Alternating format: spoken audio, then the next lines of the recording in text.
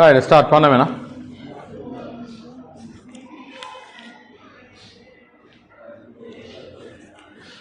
அப்போ வளமையாக மாதிரி ஆர்டருக்கு எல்லா கேள்வியும் டிஸ்கஸ் பண்ணுறேன். சுதானே, இப்போ ஒரிஜினல் ஸ்கீம்லோட சின்ன சின்ன மாற்றங்கள் இருக்கிறேன். நான் அதை அந்த கேள்வி வர நேரம் எந்த ஆன்சர்ஸ் என்னென்னு சொல்லி தாரேண்ணா. சரியா, பெரும்பாலும் அவங்களுக்கும் டைப்பிங் மிஸ்டேக்கெல்லாம் வந்திக்க வாய்ப்பு இருக்கிறது கேள்விகளில். சரியா, இதில் மிஸ்டேக் வரத்துக்கு. அப்போ இன்னும் நான் டிஸ்கஸ் பண்ணி சரியாகவே திருத்தலாம். நான் இப்போ நான் எடுக்க ஆன்சர் உங்களுக்கு ஷேர் பண்ணி ஸ்கீம் உள்ள அந்த இதே மென்ஷன் பண்ணி நேலும் அந்த மாற்றம் வரக்கூடிய இடங்கள். ரைட், முதலாவது கேள்வி பாருங்க. WS எனும் அலகை கொண்ட பௌதிக கணியத்தின் பரிமாணமாக பின்வற்றில் அமைவது. வெட் செகண்ட் என்ன? வலுத்தர நேரம். என வலுத்தர நேரம் சக்தி அல்லது வேலை என்று வரணும், ஜூல் வரணும். சக்தி அல்லது வேலை என்பது ml வர்க்கம் T minus 2, ml வர்க்கம் T minus 2. என்ன ஆன்சர்? ஐந்தாவது, முதலாவதுக்கு ஐந்தாவது. சரி, Q சமன் அல்ல சக்தி சமன் W சமன் P into T, வேலை வலுத்தர நேரம் W into S. சரியா, இரண்டாவது பாருங்க. வேணியர் இடுக்குமானி ஒன்றில் 20 வேணியர் பிரிவுகள் பிரதான அளவிடையின் 19 பிரிவுகளுடன் பொருந்துகின்றது. பிரதான அளவிடை மில்லிமீட்டரில் பிரிக்கப்பட்டுள்ளது. பிரதான அளவிடை மில்லிமீட்டரில் பிரிக்கப்பட்டுள்ளதா? கருவி பூச்சிவலு அட்டவணையின் வேணியரின் ஐந்தாவது பிரிவு பிரதான அளவிடையின் ஐந்தாவது பிரிவுடன் பொருந்தும் போது இரு பூச்சிய குறிகளுக்கும் இடைப்பட்ட தூரம், இதான் பிரதான அளவிடை பூச்சியம், இதான் வேணியர் அளவிடை பூச்சியம் எடுப்போம். பொதுவாக ஒரு பிரதான பிரிவை விட ஒரு வேணியர் பிரிவு கொஞ்சம் சிறிதாயிக்குமே. அந்த வித்தியாசத்தை தான் நாங்கள் இழிவெண்ணிக்கைன்னு எடுக்கிறோம். LC ஒரு பிரதான பிரிவு மைனஸ் ஒரு வேணியர் பிரிவு, இழிவெண்ணிக்கை. சரிதானே?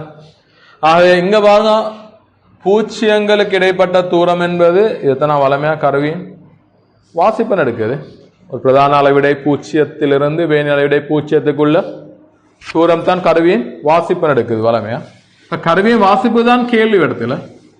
ரைட், நான் வளமையான சாம்பாடு போகணும்னு அவசியம் இல்லை. இந்த கேள்விக்குரிய ஆன்சர் பாருங்க.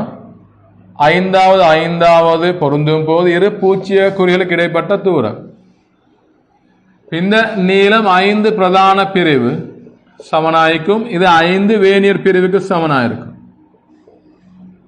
இந்த கேள்வி நான் எக்ஸ் எடுப்போமே, இந்த நீளம் இதான கேள்வி. அப்ப எக்ஸ் வந்து 5 பிரதான பிரிவு மைனஸ் 5 வேணியர் பிரிவுக்கு சமன். 5 பொது எடுத்தா ஒரு பிரதான பிரிவு மைனஸ் ஒரு வேணியர் பிரிவுக்கு சமன். இது 5 தர இழிவெண்ணிக்கைன்னு எடுக்கலாம். ஒரு பிரதான பிரிவு மைனஸ் ஒரு வேணியர் பிரிவு இழிவெண்ணிக்கைக்கு சமன். இழிவெண்ணிக்கையை கண்டா இங்க பாருங்க, இந்த சாம்பாடு பிரிவு ஒரு பிரதான பிரிவின் கீழ் வேணிய பிரிவுகள் எண்ணிக்கை. ஒரு பிரதான பிரிவு 1 மில்லிமீட்டர், வேணிய பிரிவுகள் எண்ணிக்கை 20. 19 20 பிரிச்சுக்கிறாங்க 20. அப்ப இது வந்து 0.05 மில்லிமீட்டர். இதால பெருக்கணும் சார். 5 தர 0.05 எவ்வளோ? தசம் 25 0.05 மில்லிமீட்டர் 0.5 மில்லிமீட்டர். எனவே 0.25 மில்லிமீட்டர் தசம் 25 மில்லிமீட்டர். ஆன்சர் வந்து நான்காவது. இரண்டாவதுக்கு ஆன்சர் 4. சரியா?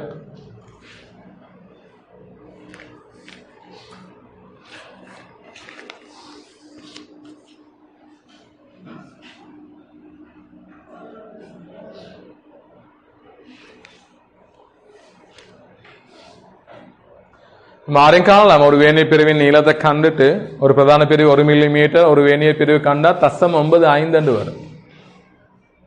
0.95 மில்லிமீட்டர். வளமையாக சாம்பரத்தை 15 கழிச்சு எடுக்கலாம். சரிதானே? ரைட், அப்படி எடுக்க இயலும். அப்படி இல்லாட்டி இப்படி பாருங்க, 5 பொதுவாக எடுத்த ஒரு பிரதானம் பெரிய மைனஸ் ஒரு வேணியை பிரி, இது இழிவு எண்ணிக்கையை குறிக்கும். இழிவு எண்ணிக்கையை கண்டுகொண்ட சரி.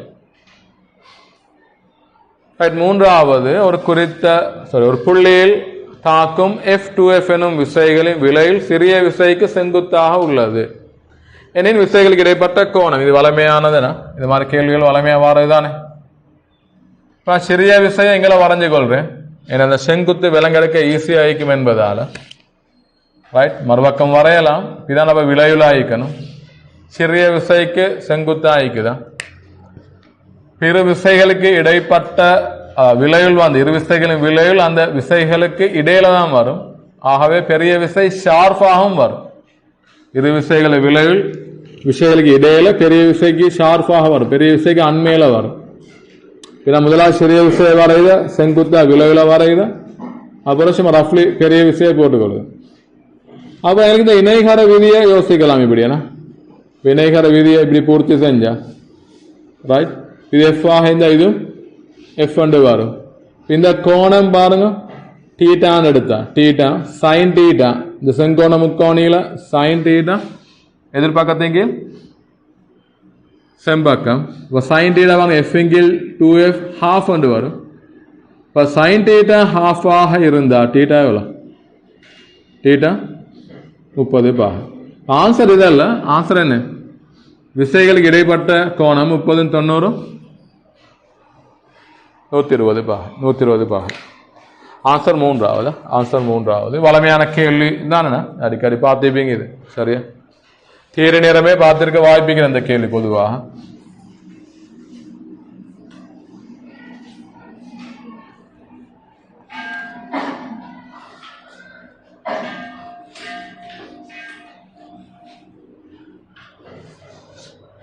நான்காவது ஒரு கூற்று கேள்வி. ஒரு லேசர் ஒளி பற்றிய பின்வரும்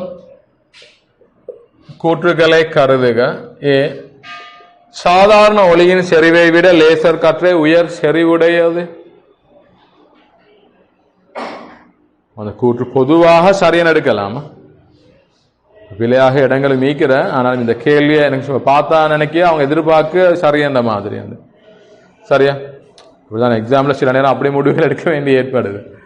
ரைட், அதாவது சாதாரண ஒளியின் செறிவை விட லேசர் கற்றை உயர் செறிவுடைய பொதுவாக சரியான பிழையாக இடங்களை மீக்கிற இல்லைன்னு இல்லை சரியா? இப்ப லேசரின் உயர் செறிவாய்க்கிறோம்.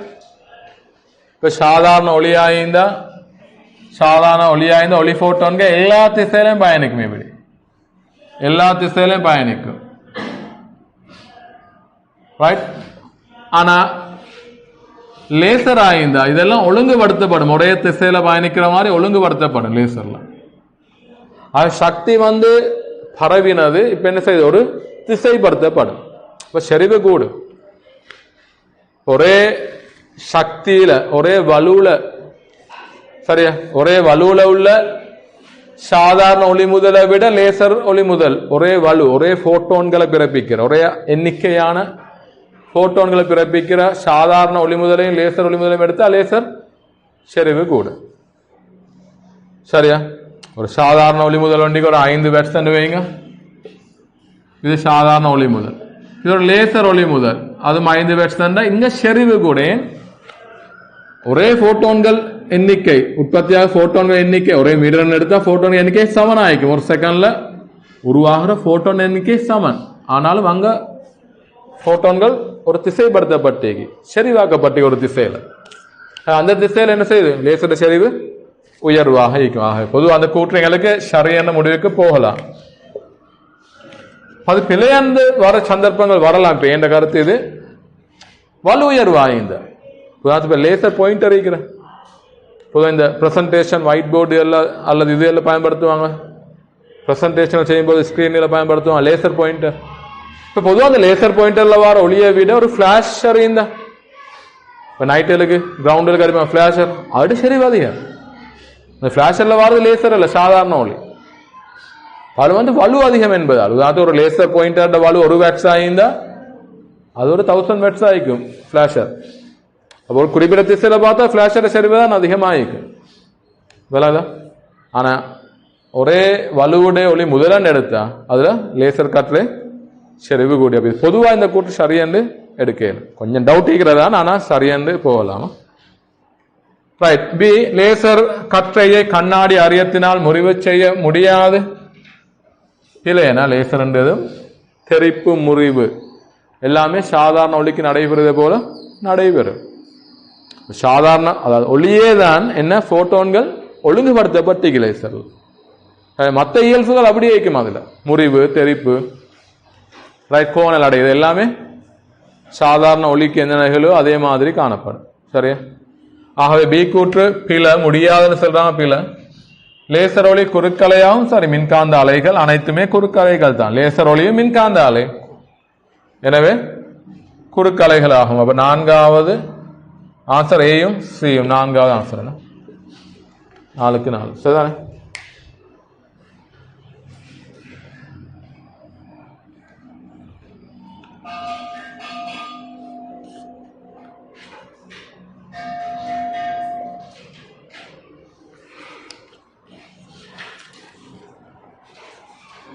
ஐந்தாவது கேள்வி, அமுக்கம் கூடும் போது பரவின் மெழுகின் உருகு நிலை.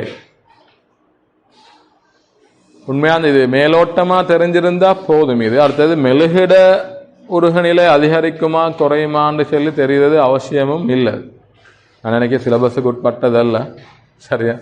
அதனால ஓலன்னு சொல்லி எதிர்பார்க்க வேணும். ரைட். பல இப்படிதான் அமுக்கத்துடன் உருகு நிலையில உள்ள செல்வாக்கு நாங்க பார்த்துக்கிறேன். ஞாபகமா? அமுக்கத்துடன் உருகுநிலை உள்ள செல்வாக்கு, உருகுநிலையின் மாறல். சரியா? பொதுவாக நாங்கள் இப்படி எடுக்கிறதாவது இப்ப 2 வகையான நான் திரவியங்கள் பார்க்கிற. உருகும் போது விரிவடையும் திரவியங்கள், உருகும் போது கனவளவு அதிகரிக்கிற மாதிரி கனவளவு குறைந்த திரவியங்கள். சரியா? உருகும் போது கனவளவு அதிகரிக்குது, உருகும் போது கனவளவு குறையுது. இதுல கனவளவு அதிகரிக்குமா இந்த அளவு தெரிஞ்சிருந்தா போதும். இதை நான் சொல்ல போற விட தெரிஞ்சிருந்தா போதும். ரைட். பொதுவாக இந்த கனவளவு அதிகரிக்கும் போது இவர் அந்த வளிமண்டல அமுக்கத்துக்கு எதிராக விரிவடையும் வேணும். ஒரு திரவியம் உருகும் போது திரவியம் உருகும் போது அவரை இப்படி கனவளவு அதிகரிக்குமா இந்த வளிமண்டல அமுக்கத்துக்கு எதிராக அவர் விரிவடையும். நான் வெப்ப இயக்கவியல்ல பார்க்கிறேன். கனவளவு அதிகரித்தா தொகுதியால் வேலை செய்யப்பட்டிருக்கும், கனவளவு குறைந்த தொகுதி மீது வேலை செய்யப்பட்டிருக்கும். ரைட். இப்ப கனவளவு அதிகரிக்குமா இந்த தொகுதியால் வேலை செய்யப்படும். சரியா? இந்த அமுக்கத்துக்கு எதிராக வளிமண்டல அமுக்கத்துக்கு எதிராக வேலை செய்யப்படும். ஆக இப்படி ஒரு அமுக்கம் பிரயோகிக்கப்படும். இப்படி அந்த அமுக்கத்துக்கு எதிராக இவர் விரிவடையணும். அமுக்கத்துக்கு எதிராக விரிவடையணும். ஆகவே அது கொஞ்சம் அந்த உருகுறதுக்கு இப்ப அமுக்கம் அதிகரித்தா இந்த ப்ரோசஸ் இந்த செயல்முறையை எதிர்க்கும். ஏன்னா இவர் கனவளவு அதிகரிக்க பார்க்க அதை எதிர்க்கும். கனவளவு அதிகரிக்க பார்க்க அமுக்கம் அதிகரிப்பு என்பது கனவளவு அதிகரிக்கிறத அனுமதிக்காது. இப்ப கஷ்டமாமி ஒரு உருகுது. அந்த சந்தர்ப்பத்தில் உருகு நிலை என்ற வெப்பநிலை அதிகரிக்கும். சரியா? அதே இந்த ப்ரோசஸுக்கு அமுக்கம் சுத்தியுள்ள அமுக்கம் அதிகரித்தா பாருங்க, இவரை கனவளவு குறைய பார்க்குது உருகும் போது. இப்ப சுற்றியுள்ள அமுக்கம் அதிகரித்தா இந்த செயல்முறைக்கு ஆதரவாய்க்குமா அல்ல எதிர்ப்பாய்க்குமா? ஆதரவாய்க்குமே, சப்போர்ட் ஆயிக்குமே. அமுக்கம் அதிகரிக்கிறதும் கனவளவு குறைக்கத்தானே பார்க்கும். இவரும் கனவளவு குறைத்துக்கொள்ள பார்க்கிறாரு, அமுக்கம் அதிகரிக்கிறதும் கனவளவை குறைக்க பார்க்கும். எனவே இதுக்கு சப்போர்ட் ஆயிக்கும். அமுக்க அதிகரிப்பு என்பது இதுல உருகு செயல்முறைக்கு சப்போர்ட் பண்ணும். எனவே உருகு நிலை குறைவடையும். சரியா? உருகு நிலை குறைவடையும். இது நீங்க இதுவும் எனக்கு டவுட் சிலபஸ் உட்பட்டதான் சொல்லி, ஆனாலும் நான் தியரியில சந்திக்கிறேன் இந்த விஷயம். சரியா? இன்னும் சில நேரம் கொஞ்சம் உங்களை அந்த யோசிக்க வச்சு கேட்க பறையலும் இது சானே. இந்த செயல்முறை இருந்தால் அமுக்கம் அதிகரிக்கும் போது கனவளவு அதிகரிக்கிறது எதற்குன்றது எங்களுக்கு தெரியும் தானே. அமுக்கம் கனவளவு குறையும் போது அமுக்க அதிகரிப்பு சொல்ற சரிதானே. வசனம் மாறணும் தெரியா. கனவளவு குறைகிறது அமுக்க அதிகரிப்பு ஆதரிக்கும். கனவளவு அதிகரிக்கிறது அமுக்க அதிகரிப்பு எதிர்க்கும் விளையா ரைட். எனவே பாருங்க இந்த செயன்முறையில் அமுக்கம் அதிகரிச்சா உருகுநிலை எதிர்ப்பு வைக்கிறதால உருகுநிலை அதிகரிக்கணும் அப்படி ஞாபகம் வச்சுக்கோங்க.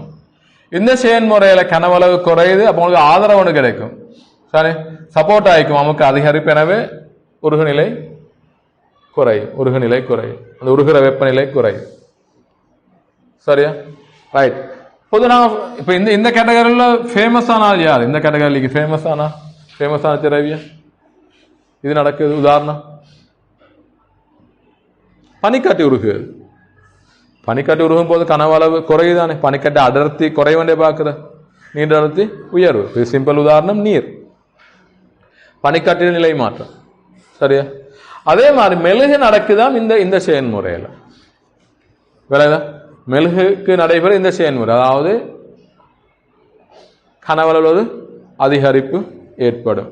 இப்போ கனவளவு அதிகரிப்பு ஏற்பட்டா அமுக்கம் அதிகரிக்கிறது, சரி, எதிர்ப்பாய்க்கும். ஏன்னா கனவளவு அதிகரிக்க ட்ரை பண்ணார், அமுக்கம் அதிகரித்தா கனவளவு அதிகரிக்கிறது விடாது, எதிர்ப்பாய்க்கும். எனவே உருகுநிலை அதிகரிக்கும். மெழுகு வார இந்த கேட்டகரிக்கு, நீர் வார இந்த கேட்டகரிக்கு. சரியா இதுக்கு ஒரு உதாரணம் நீர் அல்லது பனிக்கட்டின நிலை மாற்றம். இது மெழுகு, இங்க தாரது மெழுகு தானே. மெழுகு என்பவர்களுக்கு இந்த செயல்முறை நடைபெறுது என்று கருதலாம். எனவே நடக்கும் மாசுறது வரணும், அதிகரிக்கணும், உருகுநிலை அதிகரிக்கும். அதாவது அமுக்கம் கூடும் போது அரபின் மெழுகின் உருகுநிலை கூடும் என்று வரணுமா. 5க்கு ரெண்டாவது ஆன்சர் ஸ்கிரீன் ஆகிய முதலாவது ஆரம்பத்தில் போட்டிருந்தாங்க, சில நேரம் அவங்க சேஞ்ச் பண்ணிக்க வாய்ப்பு இருக்கிறேன். சரியா ஸ்கீம் பிள்ளைன்னு சொல்றல, ஸ்கீமில் சில நேரம் மிஸ் ஆகிக்க வாய்ப்பு இருக்கிறான். அவங்க பொதுவாக என்ன செய்வாங்க, அதை ஒரு அதை டிஸ்கஷன் நடக்க நேரம் சேஞ்ச் பண்ணுவாங்க.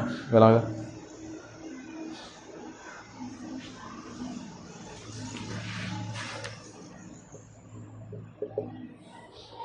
ஆறாவது வருவோம். என செல்சியஸ் அளவு திட்டத்தில் திரவத்தின் கொதிநிலை 90°C ஆகும். வெப்ப இயக்கவியல் அளவு திட்டத்தின் படி அப்பொருளின் வெப்பநிலை 273.15 கூட்டினா சரியா 273.15 சக 90 என ஆன்சர் வரும் 363.15.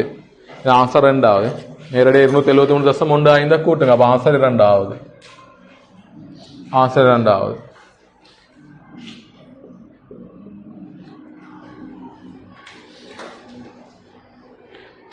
ஒரு எளிய இசை அலைவில் ஒரு முழு அலைவுக்கான ஆர்முடுகள் எதிர் இடப்பெயர்ச்சி வரைஃபானது.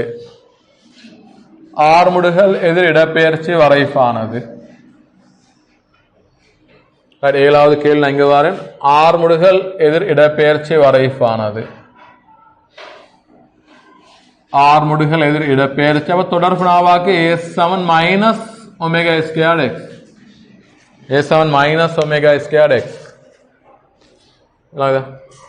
ஆகவே y சமன் -mx என்ற வடிவம்.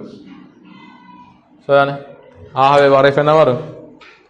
நீள்வட்டம், வட்டம், பரவளைவு, நேர்கோடு, சைன் வளைவு. இது வரும் நேர்கோடு. y சமன் -mx என்ற வடிவம். சரியா y சமன் -mx என்ற வடிவம். எனவே நேர்கோடு.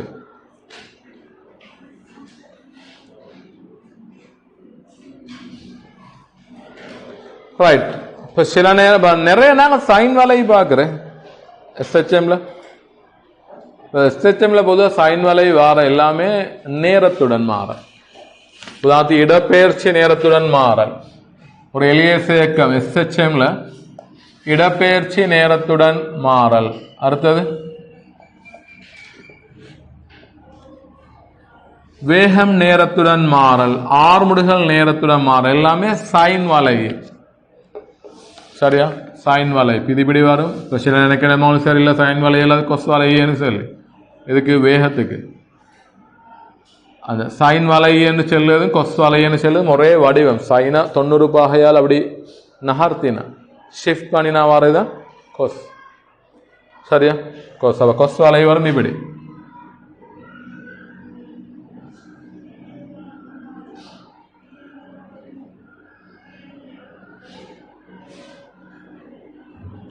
இப்படி வரும். ரைட், இது சைன், அந்த வளைவு சைன் வளைவு தான் இது இல்லையா. ரைட், ஆர்முடியில் பார்த்தா மைனஸ் எக்ஸ் மைனஸ் வரணுமே, ஏ மைனஸ் ஒமேகா வர்க்கம் எக்ஸ். அப்போ எக்ஸுக்கு என்ன, எக்ஸ் எப்படி வருதோ அது மைனஸ் வரும் ஆர்முடுகள். அப்போ ஆர்முடுகள் வரைக்கும் மாறினு இப்படி வரும், நேரத்துடன் மாறும். சரியா, இது எல்லாமே இந்த வளைவு ஷேப் வந்து சைன் ஷேப். தொடங்க ஆரம்பிக்கிற இடம் தான் கொஞ்சம் மாறுமே தவிர ஷேப் வந்து சைன் ஷேப் தான். சரியா, இப்போ நேரத்துடன் வரைவுகள் தான் சைன் வளைவு வரும். அடுத்தது இதுக்கு நேர்கோடு, நேர்கோடு, பரவளைவு, வட்டம், நீள்வட்டம். இன்னும் வட்டம் நீள்வட்டம் வரலாம். ஒரு ஒரு ஒரு இதே மாதிரி ஒன்றுக்கு வட்டம் நீள்வட்டம் வரும். வட்டம் அல்ல நீள்வட்டம் வாரது எதுல? வட்டம் நீள்வட்டம் வாரது வேகத்துக்கும் இடப்பெயர்ச்சிக்கும். சரியா, வேக இடப்பெயர்ச்சி வரைக்கும் இது ஆர்முடுகள் இடப்பெயர்ச்சி, விசை இடப்பெயர்ச்சி ரெண்டு முண்டா தான் வரும். ஆர்முடுகள் வாரதே தான் விசைக்கு வரப்போகுது, நேரமும் தான் இடப்பெயர்ச்சியும் தான், எஃப்சான் எம்ஏ தானே, அதே வரைப்பு தான் வரப்போகுது விசைக்கும். வேக இடப்பெயர்ச்சி வரைப்பு எடுத்தீங்கன்னு சொன்னா, வேக இடப்பெயர்ச்சி வரைப்பு பொதுவாக நான் பார்க்க 3 விதமா வரலாம். வேக இடப்பெயர்ச்சி வரைப்பு அது இப்படி நீள் வளையமாகவும் வரலாம், இப்படி நீள் வளையமாகவும் வரலாம், இந்த பக்கத்துக்கு இப்படி நீள் வளையமாகவும் வரலாம், அல்லது இப்படி ஒரு வட்டமாகவும் வரலாம். 3 விதமாகவும் வரலாம். இது சரிதான, 3 விதமாக வரலாம். சின்ன நிபந்தனைக்கு நான் நினைக்க அது அவசியம் வேண்டியல. அந்த இந்த சாம்பாடை வைத்து இப்போ வி சமம் பிளஸ் ஓ மைனஸ் ஒமேகா ஏ வர்க்கம் மைனஸ் எக்ஸ் வர்க்கம் என்று வாரது. ரைட், கீழேந்து வாரது தான் அது. அப்போ வி வர்க்கம் சமன் ஒமேகா வர்க்கம் ஏ வர்க்கம் மைனஸ் எக்ஸ் வர்க்கம்.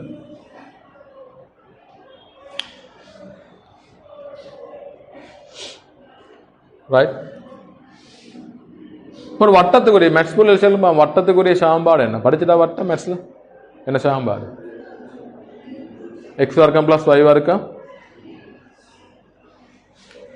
செல்லுமா வட்டத்துக்குரிய சாம்பாடு என்ன? எக்ஸ் வர்க்கம் பிளஸ் ஒய் வர்க்கம் சமன் சொல்லலாமே, ஆர் வர்க்கம் தானே. எக்ஸ் வர்க்கம் பிளஸ் ஒய் வர்க்கம் சமன் ஆர் வர்க்கம் தான் ஒரு வட்டத்துக்குரிய சாம்பாடு. அதாவது சிம்பிள் ஃபார்மட்ல கம்ப்ளெக்ஸான ஃபார்மட்டை மீக். இப்போ இது வந்து உற்பத்தியை மையமாக கொண்டது, உற்பத்தியை மையமாக கொண்டது. மையம் வேறு இடத்துக்கு போனால் அது மாறும். உற்பத்தியை மையமாக கொண்டது இப்படி வரும், எக்ஸ் வர்க்கம் பிளஸ் ஒய் வர்க்கம் மாறும். இது மெட்ஸ்புல்லுக்கு மட்டும் இதான். சரி சரிதானே, நீங்கள் வரைப்பான அவசியம் இல்லை, அது பொதுவாக எல்லாரும் வரைப்பான அவசியம் இல்லை. இந்த சாம்பார் 3 கேட்டகரி வரும். அப்புறம் நிபந்தனை மீக்கிறது அது பெருசாக உங்களுக்கு தேவைப்படாதா? எக்ஸ் வர்க்கம் ஒய் வர்க்கம் ஆர் வர்க்கம் உண்மை அந்த ஷேப் தான் நீங்க இருக்கிறது. சரியா, எக்ஸ் வர்க்கம் ஒய் வர்க்கம் சமன் ஆர் வர்க்கம்னு சொல்லு வடிவம் வரும். அந்த வடிவத்துக்கு இது மாற்றலாம். இது அப்படி மாற்றினா அது ஒரு வட்டம் வரும், அப்படி இல்லாட்டி நீள்வட்டம் வரும், நீள்வட்டம் வரும். சரியா,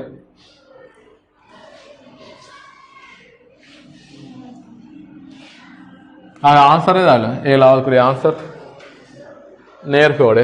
4வது நேர்கோடு.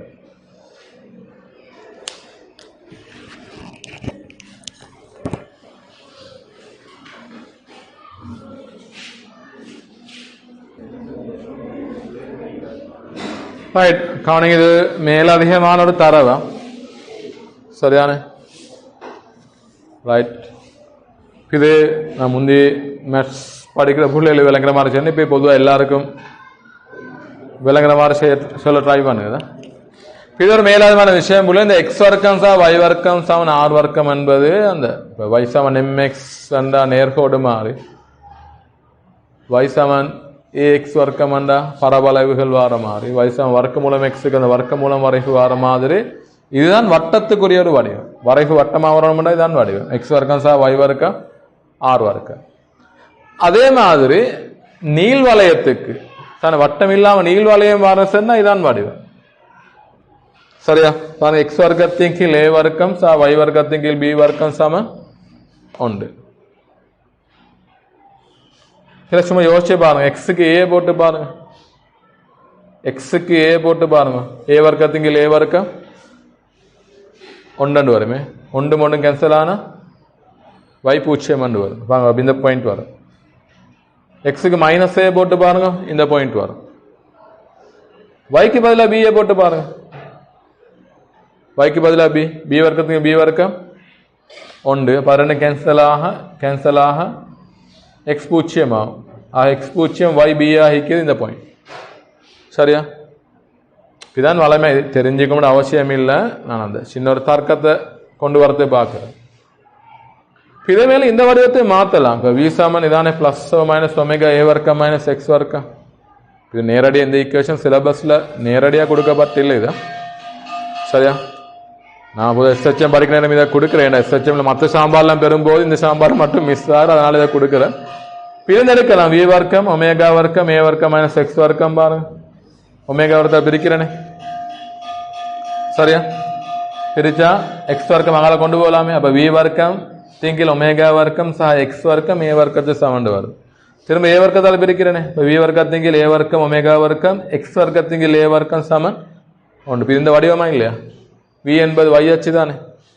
y வர்க்கத்திங்கில் a வர்க்கம், ஏதோ ஒரு மாறிலி a வர்க்கம் ஒமேகா வர்க்கம்.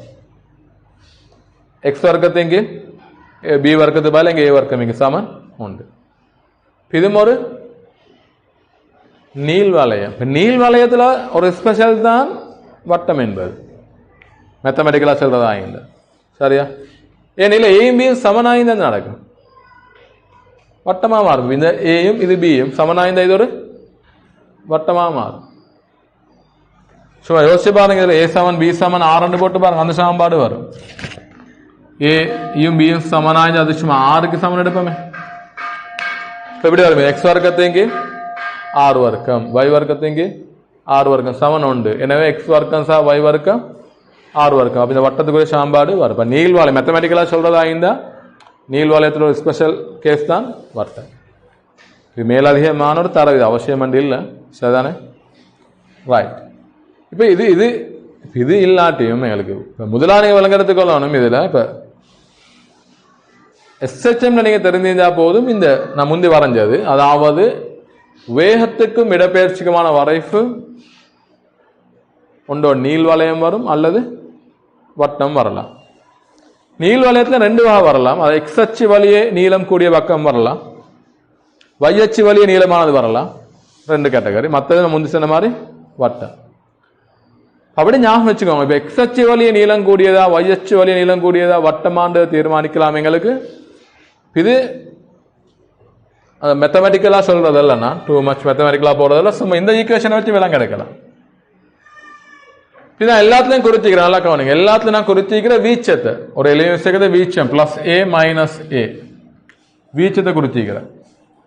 சானே எல்லாத்துலையும் வீச்சத்தை குறிச்சிக்கிறேன். எக்ஸ் சமன் 0 ஆகும்போது சமநிலைத்தானத்திலாம் வேகத்தின் பருமன் உயர்வாகிக்கும். உயர் வேகத்தை நான் என்ன சொல்றேன்? ஒமேகா வர்க்கம் a. சரியாது? நான் 3 சந்தர்ப்பத்தை பார்க்க போறோம். ஒமேகா 1 விட சிறிதா உள்ள போது கோணக்கதை, ஒமேகா 1க்கு சமனா உள்ள போது, ஒமேகா 1 விட பெரிதா உள்ள போது. இல்லையா? மிஸ்டேக்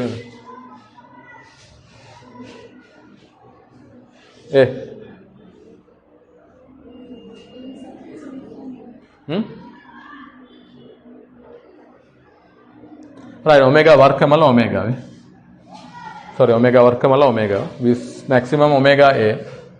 சரிதான்? இப்போ ஒமேகா வர்க்கமல்ல ஒமேகா ஆறு முடிவில் தான் ஒமேகா என்று வரும். ஒமேகா ஏன்னா 3 சந்தர்ப்பம். ஒமேகா 1 விட சிறிதா உள்ள போது, 1க்கு சமனா உள்ள போது, 1 விட பெரிதா உள்ள போது.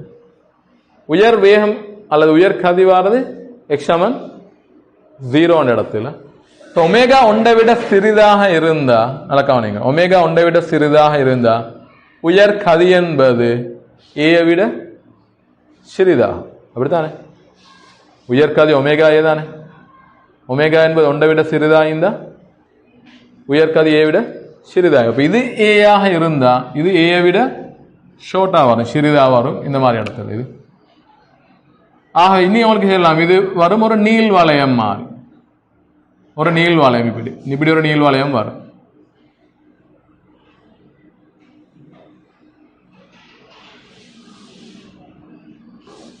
இதை மாதிரி வைத்தவங்களை கெஸ் பண்ணி எடுக்கலாம். அதனால நான் இதை எக்ஸ்பிளைன் பண்றேன். தியரியில் இல்லாட்டி மிஷின் ஒரு கெஸ் பண்ணி உங்களுக்கு தெரிஞ்ச விடயங்களை வச்சு கெஸ் பண்ணி எடுக்கலாம்.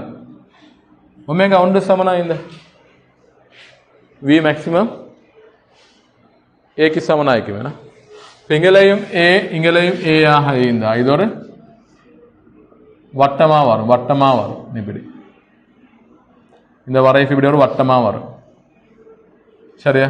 இது வட்டம் சரிதான். இதுல ஒமேகா 1 விட பெரிதா இந்த ஒரு 2 வைங்களே வி மேக்சிமம் ஏ விட பெரிதாய்க்கும் 2a. வி மேக்சிமம் எக்ஸாம் 0ல வாரதான் வி மேக்சிமம் அது பெரிதாய்க்கும். எனவே இது இந்த பக்கத்தில் ஒரு நீள்வளையமா மாறுது. இந்த ஷேப்ல ஒரு நீள்வளையமா மாறும் இப்படி. சரியா? இந்த ஆன்சர்ல நீள்வட்டம் எல்லாம் கொடுத்திருக்கிறாங்களே, அதனால நான் இதை கொஞ்சம் உங்களுக்கு எக்ஸ்பிளைன் பண்றேன். ஆன்சர்ல ஏன் நீள்வட்டம் எல்லாம் தந்திக்கிறாங்க. அப்ப வட்டம் வரும் SHM வரைப்புகள்ல யாருக்கு? வேகத்துக்கும் இடப்பெயர்ச்சிக்கும். நீள்வட்டமும் வாரது வேகத்துக்கும் இடப்பெயர்ச்சிக்கும் தான். வட்டம் வாரதும் வேகத்துக்கும் இடப்பெயர்ச்சி. மேத்தமெட்டிக்கலா சொல்றதா இருந்தா ஒரு நீள்வட்டத்துக்குரிய சாம்பாடோட ஸ்பெஷல் கேஸ் தான் வட்டம் என்பது. அதான் நான் மேத்தமெட்டிக்கலா விளம்பரப்படுத்தினேன் உங்களுக்கு. ஏன் வேக இடப்பெயர்ச்சி வரைக்கு ஏன் நீள்வட்டம் வருது, ஏன் வட்டம் வருதுன்னு சொல்லு. நீள்வட்டத்தில் ஒரு ஸ்பெஷலான ஒரு கேஸ் தான் வட்டம் என்பது. சரியா? அது மேத்தமெட்டிக்கல் எங்களுக்கு ப்ரூஃப் பண்ணாலும் அது உங்களுக்கு விலங்கலாட்டி அவசியம் இல்லை, தேவையில்லை. உங்களுக்கு இதை வச்சு சிம்பிளா முடிவு எடுக்கலாம். வி சமன் ஒமேகாயை வச்சு வளையம் அதாவது வட்டமாண்டுவதும் நீள்வட்டம் அது எக்ஸ் அச்சு வழிய நீள்வட்டமா y அச்சு வழிய நீளமான வட்டமானு சொல்லுது முடிவு எடுக்கலாம். இது ஒமேகா வைத்து. சரி, அது விளங்கிட்டா பாது கிளியரா? ரைட். இப்போ தேவையானதை தான் நோட் பண்ணிக்கோங்களேன். அதில் அப்புறம் அடுத்த கேள்வி பார்ப்போம்.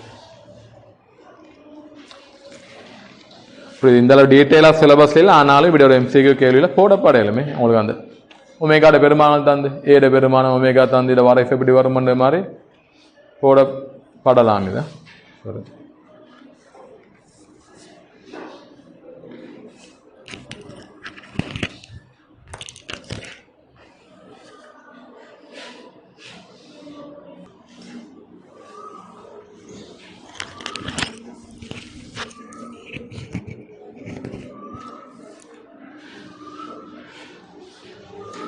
ரைட். அப்போ சாதாரண பிள்ளை அதில் இப்போ நான் ரீசன் சொல்ல விலங்கு தானே. இப்போ வட்டம்ன்றது மேத்தமெட்டிக்கலாக அந்த ஒரே கேட்டகரியில் வாரவங்க. வேக இடப்பெயர்ச்சி வரவுக்கு அப்போ நீள்வட்டம் வர மேலும் வட்டம் வர மேலும் சரிதானே. எதை பொறுத்து அங்கேக்கு? ஒமேகாவை பொறுத்து. சரியா? ரைட்.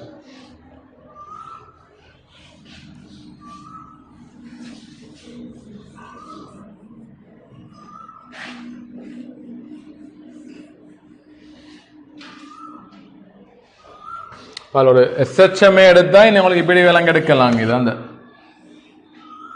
SHM எடுத்தா இப்ப எக்ஸாம்பிள் 0 வைங்களேன், இந்த இடத்துல வைத்து பாருங்க. இதான் எக்ஸாமனை ஏன் எடுங்கள், எக்ஸாமனை வீச்சம். இந்த இடத்துல ஒரு துணிக்கை வலன் நோக்கி இயங்குதாம் இருக்கலாம், போற நேரம் இடன் நோக்கி இயங்குதாம் இருக்கலாம். அவரோட வேகம் வலன் நோக்கியும் இருக்கலாம், இடன் நோக்கியும் இருக்கலாம். அதனாலதான் அவருக்கு பிளஸ்லயும் ஒரு புள்ளி வரும், மைனஸ்லயும் ஒரு புள்ளி வரும். இங்க போற நேரம் வலன் நோக்கி பிளஸ் எடுத்தா இடன் நோக்கி வாரது மைனஸ். அதே மாதிரி இந்த இடத்துக்கு வந்தீங்கன்னு சொன்னா இதான் வீச்சம் எடுப்பேன். வீச்சம் இந்த இடத்துல துணிக்கை வலம் நோக்கி இயங்குறதா மீக்கலாம், இடன் நோக்கி இயங்குறதா மீக்கலாம். வலம் நோக்கிய திசையை பிளஸ் எடுத்தோம் வந்தா இந்த புள்ளி வரும், மைனஸ் அதாவது எனவே இடன் நோக்கி இயக்கம் மைனஸ்ல வரும். அதனால ஒரு குறித்த இடப்பெயர்ச்சிக்கு பிளஸ்லயும் வரும், மைனஸ்லயும் வரும். ஒரு குறித்த இடத்துல ஒரு பிளஸ் நோக்கி இயங்கலாம், மைனஸ் நோக்கி இயங்கலாம். அவரோட வேகம் பிளஸ் திசையிலும் இருக்கலாம், மைனஸ் திசையிலும் இருக்கலாம். சரியா? ரைட். இப்போ நான் சொல்றது கடைசியாக சொல்றது மேத்தமெட்டிக்கலா போகாம எடுக்க முடிவுகளை. ரைட். இது ஏன் மேலுக்கும் வருது கீழுக்கும் வருது, குறித்த இடப்பெயர்ச்சிக்கு வேகம் பிளஸ்ல மீக்குது மைனஸ்ல மீக்கணும், இதுதான் காரணம். இது மேத்தமெட்டிக்கலா போறதில்லை. இது அதோட ஒமேகா வச்சு தீர்மானிக்கிறது. வட்டம் வருமா, நீள் வளையம் வருமா, அந்த நீள் பக்கம் எக்ஸ் அச்சு வலிக்குமா, ஒய் அச்சு வலிக்குமா. இதெல்லாம் மேத்தமெட்டிக்கலா போனது இல்லையா, இதெல்லாம் உங்களோட பிசிக்ஸ் இப்போ நீங்க தெரிஞ்சதை வச்சு முடிவு எடுக்கலாம். சிலபஸ்ல படிக்கிறத வைத்து எடுக்கக்கூடிய முடிவுகள் தானே. இப்போ போர்டில் உள்ளது சரியா? இப்போ போர்டில் உள்ளது சிலபஸில் நீங்கள் படிக்கிறத வைத்து எடுக்கக்கூடிய முடிவுகள். ரைட். இந்த 9வது கேள்வி பா. 9வது கேள்வி சாரி 8வது கேள்வி.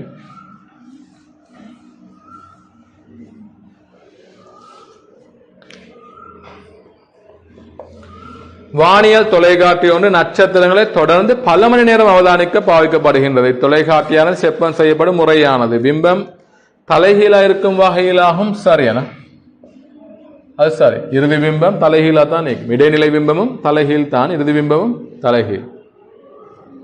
சரியா? பிம்பம் தலைகீழா இருக்கும் வகையிலாகும். சரி. பிம்பம் முடிவில் உருவாகும் வகையிலாகும்.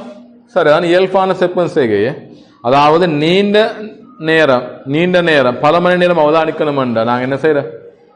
கண்ணுக்கு இழிவு விகாரம், கண் வில்லைகள் இழிவு விகாரம் ஏற்படுற வகையில், அல்லது கண்ணுக்கு கண் தளர்ந்ததா இருக்கும் வகையில், அல்லது கண்ணுக்கு நோவு குறையும் வகையில் ரைட். இறுதி பிம்பத்தை நாங்கள் முடிவில தான் உருவாக்குறோம். சரியா? ரைட். அது பிம்பம் முடிவிலே உருவாகும் வகையில் சரி. பி கோட்டும் சரி. சி கோண பெரிதாக்கம் பெறக்கூடிய உயர் பெருமானத்தில் இருக்கும் வகையிலாகும். அது பிள்ளை சரி. முடிவில் செப்பம் செய்கையில் கோண பெரிதாக்கம் உயர்வாய்க்கும். இறுதி பிம்பம் அண்மை புள்ளியில் உள்ள போதுதான் கூட்டுணுக்காட்டியிலையும் தான், எளிய நுணுக்காட்டிலையும் தான், தொலைக்காட்டிலையும் தான் இறுதி பிம்பம் அல்ல கோண பெரிதாக்கம் உயர்வா வாரது. இறுதி பிம்பம் அண்மை புள்ளியில் உருவாகும் போது அல்ல தெளிவுப்பாறை இழிவுத்தோரத்தில் உருவாகும் போது. எனவே இங்க முடிவிலில் உருவாகிறது. எனவே அது பிழை. சரியா? ஆனா இங்க கோண பெரிதாக்கத்தை விட ப்ரையாரிட்டி கொடுக்கிறதுக்கு முக்கியத்துவம் கொடுக்கிறது கண்ணுக்கு நோவு ஏற்படாம இருக்கிறது. சரி. பார்க்கறதுக்கு நல்ல கம்ஃபர்டபுளா இருக்கணும். சரியா? 12 மணி நேரம் தொடர்ந்து நோக்குவதால அதுக்கு தான் நாங்கள் ப்ரையாரிட்டி கொடுக்க முக்கியத்துவம் கொடுக்க. எனவே தான் இயல்பான செப்பம் செய்கின்ற இறுதி பிம்பத்தை நாங்கள் முடிவிலில் உருவாக்கணும். ரைட். 9வது பாருங்க. எளிய இசை இயக்கத்தை நிகழ்த்தும் ஒரு துணிக்கை புள்ளிகள் ஏக்கமா பி இணை. இதுல ஆன்சர் வந்தது 8வது ஏ பி. 2வது ஆன்சர். 9வது பாருங்க. எளிய இயக்கத்தை நிகழ்த்தும் ஒரு துணிக்கை புள்ளிகள் ஏக்கமா பி இணை ஒரே வேகத்தில் கடக்கிறது. ரைட். ஒரு எளிய இயக்கம் ஏகமா பியினை ஒரே வேகத்தில் கடக்கிறது. புள்ளிகள் ஏ கமா பியினை ஒரே வேகத்தில் கடக்கிறது. ஏயிலிருந்து பிக்கு 3 செகண்ட் நேரம் எடுத்தது. ஏயிலிருந்து பிக்கு வர 3 செகண்ட், இன்னொரு 3 செகண்டில் பிக்கு திரும்புகின்றது. அலைவின் அலைவு காலம். இங்கே இங்க போத்து 3 செகண்டா, 3 செகண்ட் நேரமா, திரும்ப இங்க போய் இங்கே வரத்துக்கு இப்படி ரிட்டர்ன் வரத்துக்கு 3 செகண்ட். ஆக இந்த எளிமை சேர்க்கல் எல்லாமே இரு பக்கமும் அந்த ஒரு வகையான சமச்சீர் தன்மை இருக்குமே. ரைட். ஒரே தூரத்தில் ஆறுமுடுகளோட பருமன் சமனாய்க்கும். சமலைத்தானத்தில் 2 பக்கமும் ஒரே தூரத்தில் ஒரே இடப்பெயர்ச்சியில் ஒரே கதிகளை கொண்டிருக்கும். சரியா? அதே மாதிரி இங்க குறித்த தூரத்தை கடக்கிற நேரமும் இங்க அதே நேரத்தை கடக்கிற நேரமும் சமனாய்க்கும். இப்போ எளிய சேர்க்கல் ஒரு வகையான சமச்சீர் தன்மைக்கு 2 பக்கம். புவியீர்ப்பு பிங்கிலிகத்தில் வாக்கு வரைத்தடை இல்லாத போது மேல் நோக்கி போகும் போதும் கீழ் நோக்கி போகும்போது இயக்கம் ஒரு வகையான சமச்சீர் ஒன்றிருக்கிறேன். ரைட். நேரத்தில் தான் குறித்த உயரத்தில் ஒரே கதியை கொண்டிருக்கும். அதே மாதிரி தான் இதில். ரைட். அது இங்கேருந்து இங்கே பாருங்க. ஏலையும் பீலையும் ஒரே கதியை கொண்டிருக்கிறான், ஒரே வேகத்தில் கடக்கின்றதா. ஆகிய ஒத்த புள்ளியில் ஆயிக்கும் 2 பக்கமும். சரியா? சமச்சீர் அச்சு வழியே அல்லது சமலைத்தானத்தின் 2 பக்கமும் ஒரே இடப்பெயர்ச்சியுள்ள புள்ளியெல்லாம் ஆயிக்கணும் மேம்பியும். அது இங்கே 3 செகண்ட் ஆயிருந்தால் அரைவாசி நேரம் 1.5 செகண்ட். சரியா? நான் சும்மா எடுக்கிறேன். அப்ப இங்கே போது 1.5 செகண்ட். ரைட். இங்க 1.5 செகண்ட். திரும்ப இங்க போய் இங்க வர 3 செகண்ட். அதுவும் சமச்சீர் தன்மை தான். இங்க போறதும் திரும்ப வாரதும். இங்க போகிறதுக்கு திரும்ப 1.5 செகண்ட். எனவே பாருங்க, அவரு சமநிலை தானத்திலிருந்து வீச்சத்தை பைத்து அடையத்துக்கு எவ்வளவு நேரம் எடுத்துக்கிறேன்? இதுல ஹாஃபும் இதுல ஹாஃபும் எவ்வளவு? 3 செகண்ட். இப்போ 3 செகண்ட் என்பது கால் அலைவு T/4. இங்கல 3 செகண்ட், இங்கல 3 செகண்ட், இங்கல 3 செகண்ட், இங்கல 3 செகண்ட். ஒரு முழு அலைவுக்கு 12 செகண்ட். அப்ப T7 12 செகண்ட். சரியா? T7 12 second.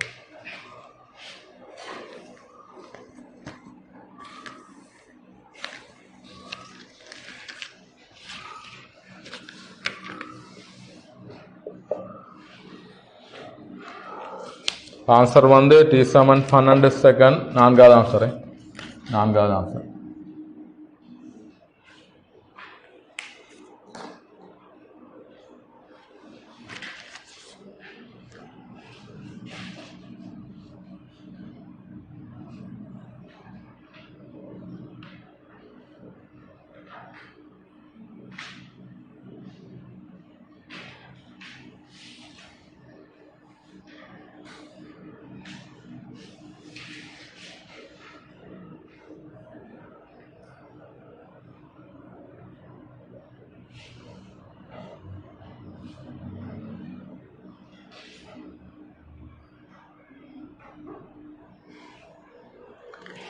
ரைட் பாருங்க, இது அடுத்தது 2r ஆரையுடைய சில்லு ஆரையுடைய அச்சில் சுற்றப்பட்ட இலையினால் படத்தில் காட்டவாறு சுமையொன்றினால் வழுக்கதிலிருந்து உருளுகின்றதா.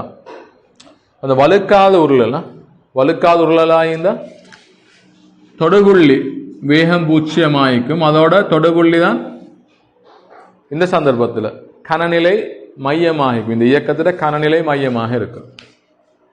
இவரை கருதலாம் இப்படி, இந்த புள்ளி பற்றிய ஒரு இயக்கம் இப்படி. இந்த கணத்துல பாருங்க, இதை மையமாக கொண்டு ஒரு இயக்கமாக கருதலாம். இதை மையமாக கொண்டு இப்படி ஒரு இயக்கம் இப்படி. இந்த கணத்துல இதை மையமாக கொண்டு ஒரு இயக்கம் சுழற்சி இப்படி ஒரு சுழற்சியா கருதலாம். பாருங்க, இந்த இது பிக்ஸ் ஆனது. இந்த கணத்துல இவருடைய இயக்கம் இதை மையமாக கொண்டு ஒரு இயக்கமாக கருதலாம். ரைட். வழுக்காது உருளண்டு வரும்போது தொடுபுள்ளி வேகம் தொடு மேற்பரப்பு சார்பாக பூச்சியமாய்க்கணும், ஓய்விலிக்கணும். எனவே அதிலேருந்து தொடு மேற்பரப்பு ஓய்விலிக்கிறதால அதை ஓய்விலிக்கன் எடுக்கலாம். எனவே அதான் கனநிலை மையமாகவும் இயக்கும். இப்போ நம்ம டீட்டெயிலாக பார்த்தோம். இந்த இதில் 2000 லாஸ்ட் இயர் வந்து ஃபர்ஸ்ட் எஸ்ஸையில் பார்த்தோமே நாங்கள் கனநிலை மையம் எங்கே வரும்னு சொல்லி. அது மிச்சம் ஈஸியானதா. அது அந்த ரெண்டு மேற்பரப்பும் இயங்குது V1 V2ஓட. அதிலே நாங்கள் கனநிலை மையம் எங்கன்னு கண்டுபிடிச்சோம். அதை இது மிச்சம் ஈஸியானதா.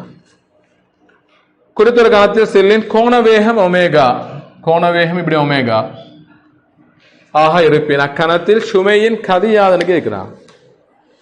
அக்கணத்தில் சுமையின் கதி இது சார்பா இயக்கம் என்பதால இந்த புள்ளியிட இயக்கத்தை பார்த்த உதாரணத்துக்கு இவ்விடம் வரும் V சமன் R ஒமேகா. ஏ பரிமாண வேகம் இந்த கணத்தில். சரியா? இதில் வரும் 2R ஒமேகா. இதான மையம், மையத்தின் தூரம் R, மையத்தின் தூரம் 2R. இவட்ட வரப்போகுது 3R ஒமேகா. இவட்ட வரப்போகுது 4R ஒமேகா. என்னோட விலங்கு தானே தொடலிக்காது. V சமன் R ஒமேகா பயன்படுத்தியது. இதான் மையம், இதான் R. இந்த புள்ளிக்கு இந்த கணத்துல இந்த புள்ளியிட இயக்கம் இப்படி இருக்கும். இப்படி ஒரு வட்ட இயக்கம், இதை மையமாக கொண்டு ஒரு வட்ட இயக்கமாக இருக்கும். அவரோட கதி என்பது தொடலிக்காது R omega. R into omega. இவரது 2R இன்டு ஒமேகா. இவரது 3R இன்டு ஒமேகா. அவர் 4R இன்டு ஒமேகா. இந்த புள்ளியிட கதி என்னவோ அந்த கதியில தான் இலை விடுவிக்கப்படும். அவர் தான் இலை விடுவிக்கப்படும் இடம். அந்த புள்ளியிட கதி என்னவோ அந்த இடத்துல தான் இலை விடுவிக்கப்படும். அந்த கதியோட இலை விடுவிக்கப்பட கதிதான் இந்த துணிக்கையின் கதியாகும். இங்க துணிக்கையின் கதியும் 3R ஒமேகான்னு வரும். 3R ஒமேகா சொல்றாங்க. இவரத்துல இலை விடுவிக்கப்படும் கதி என்னவோ அல்லது இந்த புள்ளியிட தொடரை கதி என்னவோ அந்த கதிதான் இலை விடுவிக்கப்படும். சரியா? ரைட். அப்ப அந்த இலை விடுவிக்கப்பட கதிதான் இவருடைய கதியாகும். ஒரு செகண்டுக்கு 1 மீட்டர் வீதத்தை இலை விடுவிக்கப்பட்ட இங்கேயும் ஒரு செகண்டுக்கு 1 மீட்டர் தான் பயணிக்கலாம். சரியா? ஆகவே ஆன்சர் எது? 3R omega 3 omega R. Answer எது? மூன்றாவது. சரியா? 10க்கு 3.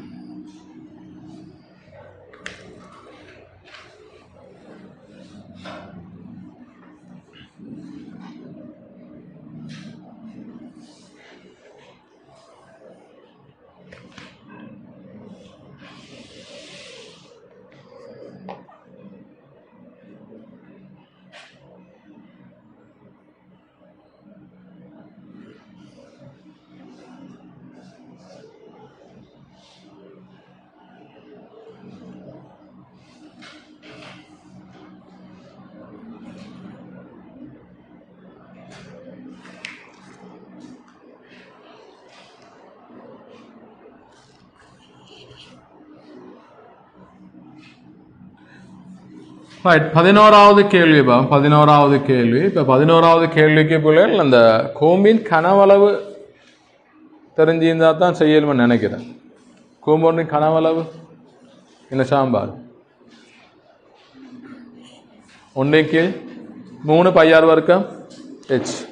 πr வர்க்கம் என்ற வட்டப்பரப்பு தானே. இப்போ கூம்பின் கனவளவு 1/3 πr வர்க்கம் என்ற ஏன்னு எடுக்கலாம், ஏஹ்னு எடுக்கலாம்.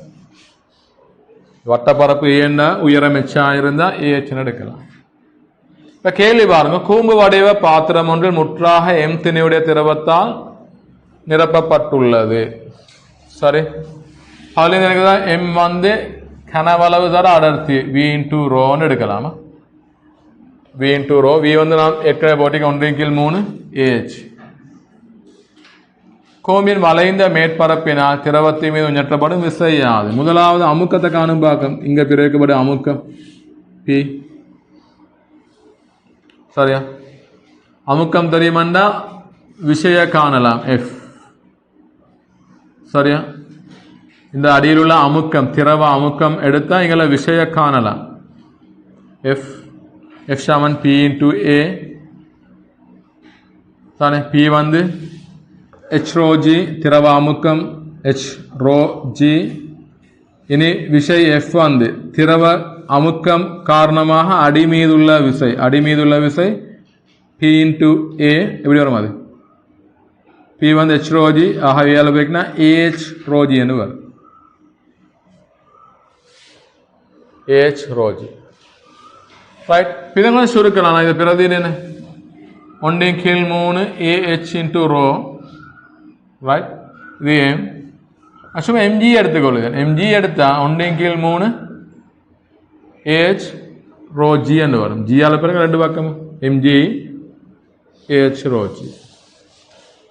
அதுல எனக்கு ஒரு தொடர்பு இருக்கலாம். இந்த ah/ρg என்பது சமனாகும் என்னதுக்கு?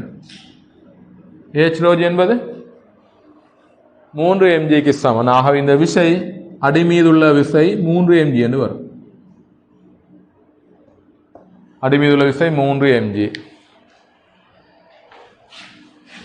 இப்ப நான் இந்த திரவத்தின் சமநிலை கருதுறேன். திரவத்தை மாத்திரம் பார்த்தா பாருங்க, திரவத்தை மாத்திரம் பார்த்தா இப்ப இந்த கூம்பு வடிவிலுள்ள திரவத்தை எடுக்கிறேன். கூம்பு வடிவிலுள்ள திரவத்தை எடுத்தா திரவத்தால் அடி மீது F என்ற விசை பிரயோகிக்கப்பட்ட அடியால் திரவத்தின் மீது F என்ற விசை மேல் நோக்கி பிரயோகிக்கப்படும்.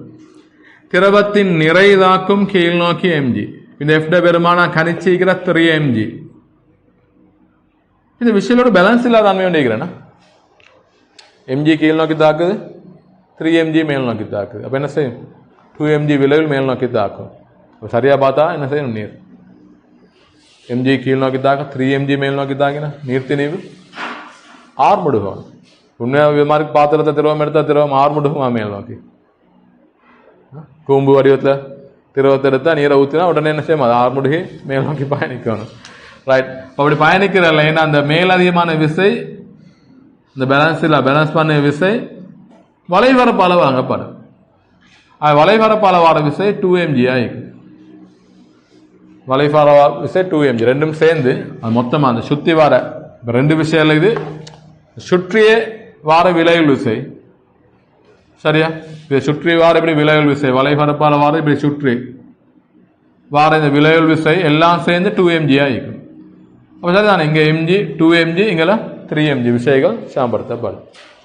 ஆகவே கூம்பின் வளைந்த மேற்பரப்பினால் திரவத்தின் மீது உயர்த்தப்படும் விசை 2 mg. நான்காவது ஆன்சரு 11க்கு நான்காவது.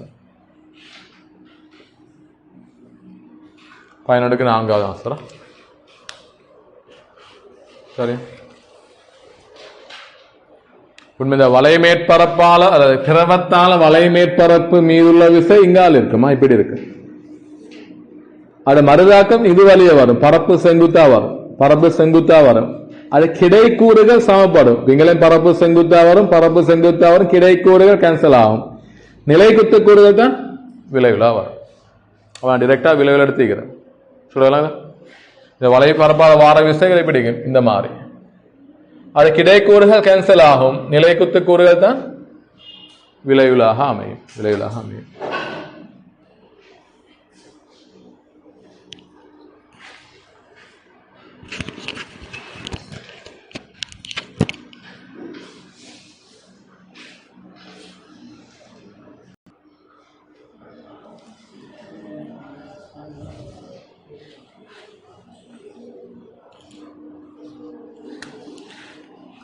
ரைட், 12வது கேள்வியை பார்க்கணும். 12வது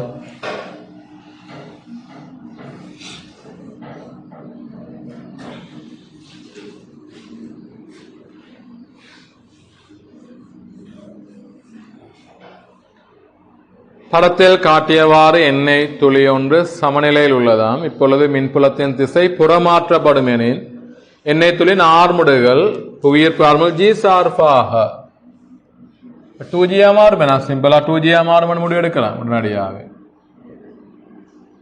ரைட், இப்படி ஒரு எண்ணெய் துளி இருக்குது பாருங்க. எண்ணெய் துளி இப்ப மின்புலம் இப்படி மேல் நோக்கி இருக்கும். மின்புலம் இ. எண்ணெய் துளியுள்ள விசைகளை பார்த்தீங்கன்னு சொன்னா இங்களை FE மின் விசைதாக்கும் mg அவட நிறை mg சமநிலையில் இருக்கும். புலத்த திசை மாத்தின என்று சொன்னா புலத்த திசை மாத்தினா விசையும் மின் விசையும் திசை மாறும். ரைட், அப்ப இங்க mg நிறை கீழ் நோக்கி இருக்கிறது. இப்ப மின் விசையும் கீழ் நோக்கி மாறும் FE.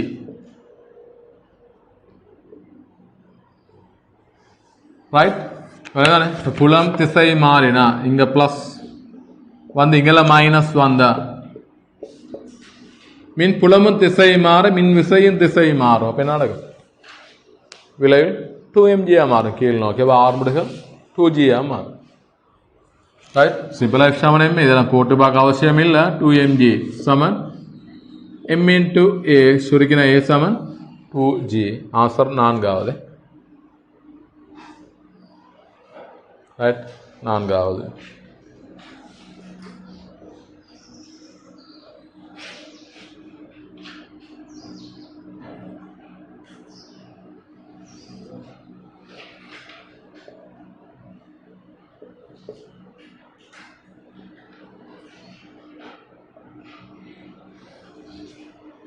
ரைட், 13 பார்ப்போம். அது மலைமையான கேள்வியில் மாதிரி என்ன 13 உருவியல் காட்டப்பட்டுள்ள சீரான குறுக்கு வெற்றுடைய கம்பி தடத்தில் AB BC CD DEEF ஆம் சமனில்லாம நீளங்கள் AB BC DEEF ஆகியன சம திணிவுடையன. CDயின் திணிவு மற்ற ஒன்று திணிவின் 2 மடங்கு திணிவுடையது.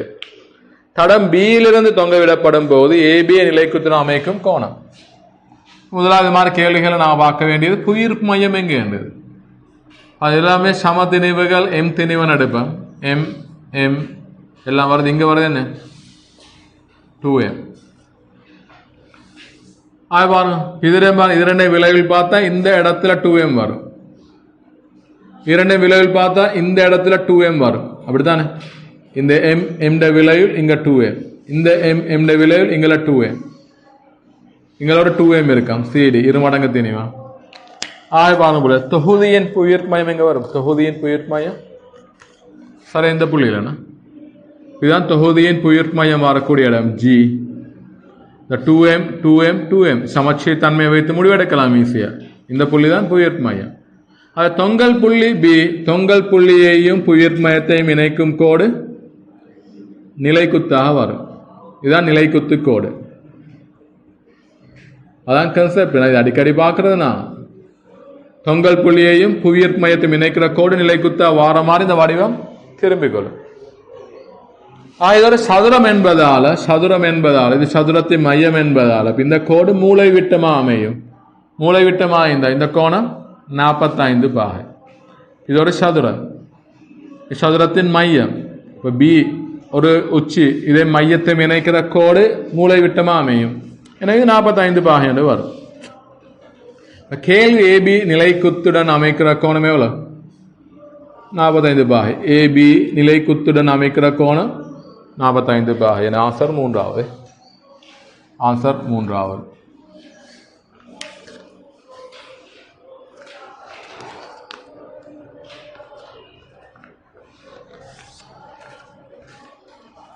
ரைட், 14 15 பார்த்துட்டு பிரேக் ஒன்று தான்.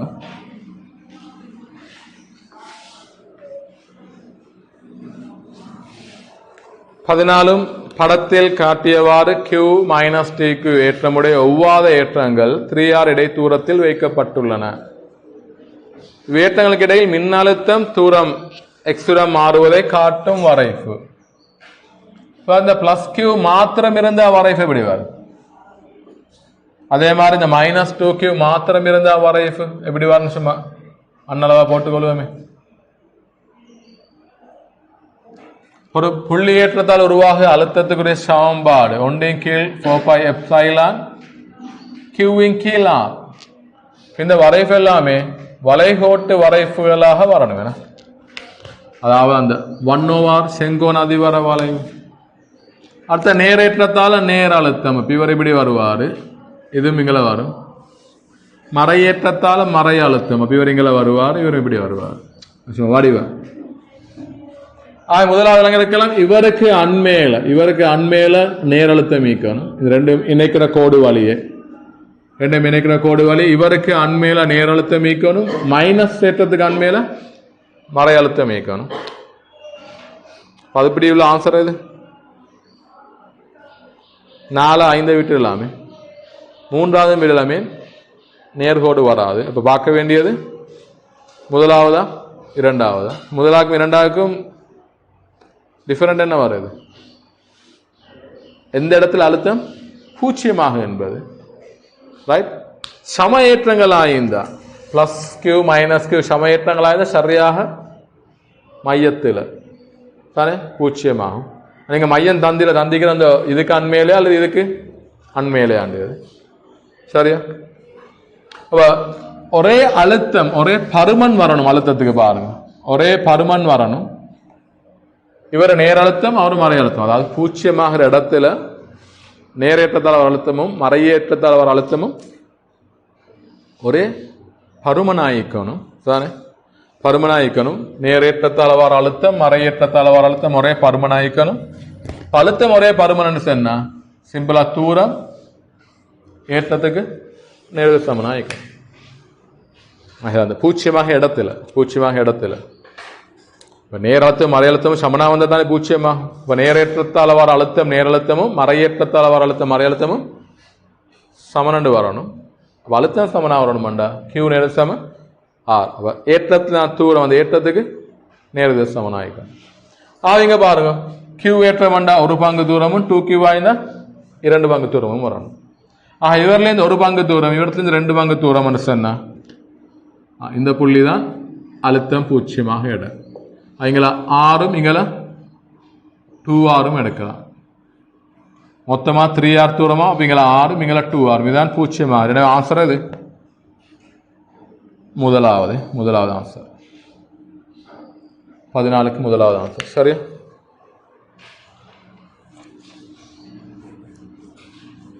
ஈஸியான கேள்வி என்னது சரிதானே. 15 கொஞ்சம் ஆன்சர் சிக்கலாம். 15 ஆன்சர் உண்மை இல்லை. அதில் சீரான உலோகத்தகடு ஒன்றிலிருந்து வட்ட துளை ஒன்று வெட்டி அகற்றப்பட்டுள்ளதை உரு காட்டுகிறது. 15 சரிதானே. ஒரு வட்டத்துளை வெட்டி அகற்றப்பட்டிருக்குதாம், உரு காட்டுகிறது. இத்தகட்டின் வெப்பநிலை அதிகரிக்கும் போது துளையின் விட்டம் அதிகரிப்பானது. அப்ப டெல்டா டி அந்த இடத்துல வரும். இப்ப டெல்டா எல் ஆல்பா டீட்டாவே. இப்ப டெல்டா டி என்ன சொன்னா டி ஆல்பா டீட்டா இதான் விட்ட அதிகரிப்பா வரும் ரைட். ஆனா அப்படி ஆன்சர் ஒன்று இல்லை ரைட். விட்டத்தின் பின்னாதிகரிப்பு எப்படி வரணும்? பின்னாதிகரிப்புன்னா டெல்டா டி கீழ் டி, அது ஆல்பா டீட்டாக்கு சமம். அதாவது நீல விரிகை திறந்தால வெப்பநிலை மாற்றம் வரணும் பின்னாதிகரிப்பு. அல்லது இன்னொரு விதமா வரலாம், ஆரைய போட்டா அப்ப டெல்டா டி சமன் டிக்கு பதிலாக 2r போடலாம். 2r ஆல்பா டீட்டான்னு போடலாம். ஆரம்ப விட்டது பாயிலா ஆரை தெரியுமா? இந்த 2r போடலாமே, 2r ஆல்பா டீட்டா சரியா. ஆகவே அந்த கேள்வியில இப்ப இந்த ஒரு ஆன்சரும் இல்லை ரைட். அதாவது இந்த ஆன்சருக்கு அண்மையில் உள்ளதான் விடையா கொடுத்தீங்க 4வது. அதுல என்ன மிஸ் ஆகுது? அப்ப ஆரை 2 நம்பர் ஈக்கிற நீல விரிகை திறன் நீக்கிற வெப்பநிலை அதிகரிப்பிக்கிற, ஆனா ஆரை இல்லை சரியா. 4வது ஆன்சர்ல ஆரை என்பது பூத்தப்பட்டிக்கணும். அல்லது பின்ன அதிகரிப்பு கேட்டிருந்தா பின்ன அதிகரிப்பு கேட்டிருந்தா முதலாவது அல்லது இரண்டாவது வரும். ஏன் முதலாவது இரண்டாவது? ஏன் முதலாவது அல்லது இரண்டாவது? ரெண்டும் ஒரே ஆன்சர் பாருங்க. நீல விரியத்தினால் வெப்பநிலை அதிகரிப்பு. சரியா? பின்ன அதிகரிப்புன்னு கேட்டால் இது வரும். பின்ன அதிகரிப்புன்னு கேட்டால் இப்போ ஆன்சர் வந்து ஓல் தானே. இப்போ ஸ்கீமில் எனக்கு நினைக்க மிஸ் ஆகிக்க நான் தரது வந்து ஓல் ஆன்சரா ஓல் அதுக்கு ரைட். அப்போ அதை அடுத்தது பிரேக்கு போகிறது.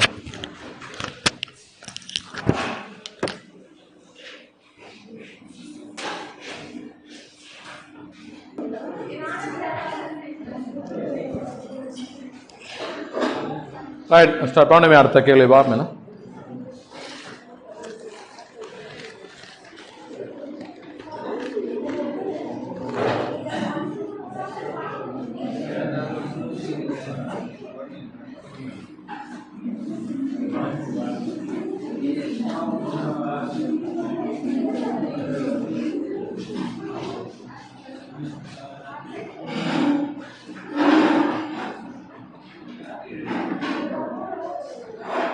ரைட் 16வது கேள்வி பாருங்க.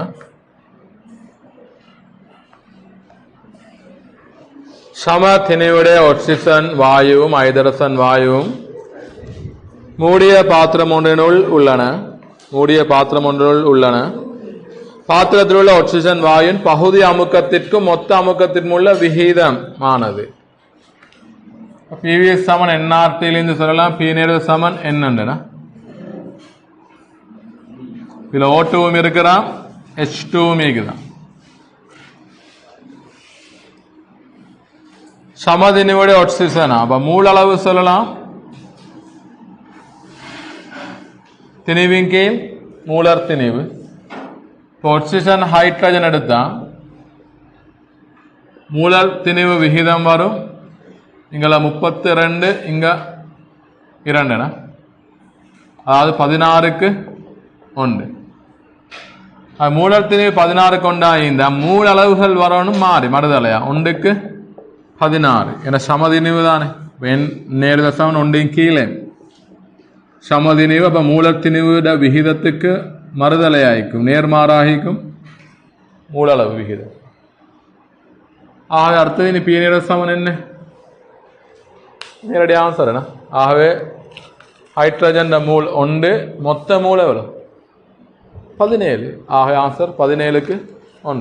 கேள்வி என்ன? ஆக்சிஜன் வாயுவின் பகுதி அமுக்கத்திற்கும் மொத்த அமுக்கத்திற்கும் உள்ள விகிதமானது. சரியா? ஆக்சிஜன் வாயு பகுதி அமுக்கத்திற்கும் மொத்த அமுக்கத்திற்கும் உள்ள விகிதம். அப்ப 1க்கு 17. சரி. ரைட் 17வது கேள்வி. 17வது திருச்சியமானி ஒன்றை உபயோகித்து அறியம் ஒன்றின் இழிவு விலகற் கோணத்தை துணிவதற்கான பரிசோதனை ஒன்றில் வெள்ளொளி முதலை பயன்படுத்தலாம்.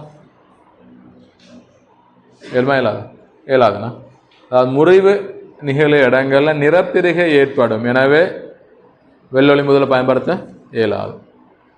சரியா? பரிசோதனை தெரிப்பை மாத்திரம் பயன்படுத்துறேன்னு சொன்னா எங்களுக்கு வெள்ளொளியையும் பயன்படுத்தலாம், ஒரு நிறவொளியையும் பயன்படுத்தலாம். தெரிப்புல நிறப்பிரிகை ஏற்படுதலே முறிவு நிகழ இடங்கள்ல வெள்ளொளி இந்த நிறப்பிரிகை ஏற்படும். அது பரிசோதனையில இடர்பாடுல ஏற்படுத்தும். சரியா? அவங்களுக்கு அந்த நிறத்தை பெறையலாம் இழைக்கும், பிம்பம் எங்கேன்னு பெறையலாம் இழைக்கும். எனவே அது உகந்ததில்லை. அப்ப வெள்ளொளி முதல் உகந்ததில்லை. ஒரு சமாந்தர ஒளிக்கற்றையை பெறக்கூடியதாக நேர்வரிசையாக்கி பிழைனா சமாந்தர ஒளிக்கற்றையை தரக்கூடியது நேர்வரிசையாக்கி தொலைகாட்டி சமாந்தர ஒளிக்கற்றையை பெறக்கூடியதாக உண்மையான வசனங்களை மாத்திக்கிறான். இப்ப நேர்வரிசையாக்கி சமாந்தர ஒளிக்கற்றைகளை தரக்கூடியதாகவும் தொலைகாட்டி சமாந்தர ஒளிக்கற்றைகளை பெறக்கூடியதாக தான் செப்பம் செய்யப்படும். சரியாப்பா? ஆகவே பி கூற்றும் பீல சி கூற்றும் பீல. எனவே ஆன்சர் ஐந்தாவது. சரியா? ஐந்தாவது.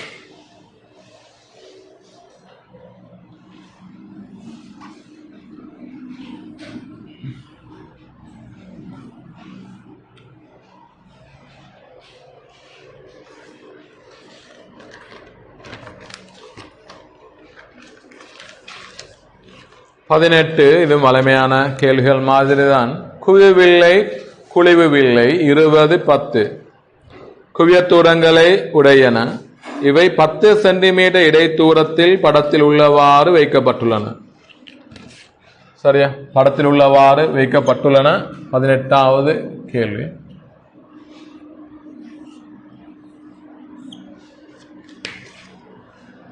எக்ஸ் அகலமுடைய சமாந்தர கற்றைகள் வில்லை சேர்மானத்தில் படுகிறது. இச்சேர்மானத்திலிருந்து வெளியேறும் கற்றையின் அகலம் யாது? ஆக குவிவு வில்லை இது 20 சென்டிமீட்டர்ல ஒருங்குவதாக போகும். சரியா, 20 சென்டிமீட்டர்ல வில்லையிலிருந்து 20 சென்டிமீட்டர்ல ஒருங்குற மாதிரி இப்படி போகும். சரி, மொத்தமா 20 சென்டிமீட்டர், இங்கே 10 சென்டிமீட்டர். ஆக இத குவியத்தை நோக்கி வாரது விரிவில்லையில், அதாவது சமாந்தரமா வந்தா எஃபில் குவியும். குவிவில்லையில குழிவில்லையில எஃப் நோக்கி வந்தா சமாந்தரமா போகும். எஃப் நோக்கி வந்தா சமாந்தரமா போகும். அவட எஃப் நோக்கி வருது, எனவே சமாந்தரமா போகும். இந்த கேள்வி கற்றையின் அகலம் யாது? இந்த எக்ஸ் டேஷ் அல்லது y யாது? y இது எக்ஸ் தானே, இது வலிமையானது, ஈஸியா செய்யலாமே. எப்படி இது 10, அதுக்கு y ஆயிருந்தா இங்க 20, இங்க எக்ஸ் வருது. இது பாருங்க, 10க்கு 20 ஆயிருந்தா உயரத்தை பாருங்க. 10க்கு 20 இருந்தா 1க்கு 2, ஆக y எக்ஸும் என்ன செய்ய 1க்கு 2 வரணும். ஆக எக்ஸ் என்பது இருமடங்கு ஆயிக்கணும். அதே போல y என்பது அரை மடங்கு. அப்ப y வந்து x/2. இயல் 10 முக்கோணம் விகிதம் பாருங்க. இது 10 தானே போல, இது 10 உயரம் இந்த முக்கோணி. அடிதான் y. இப்ப 10க்கு பெரிய முக்கோணியை பாருங்க 20. 10க்கு 20 இருந்தா 1க்கு 2, ஆக இந்த அடியிட நீளங்களும் 1க்கு 2 வரணும். இப்ப yக்கு x என்பது 1க்கு 2. இரு மடங்கு x ஆகிந்த ஒரு மடங்கு x/2. 5வது ஆன்சர். 5வது ஆன்சர்.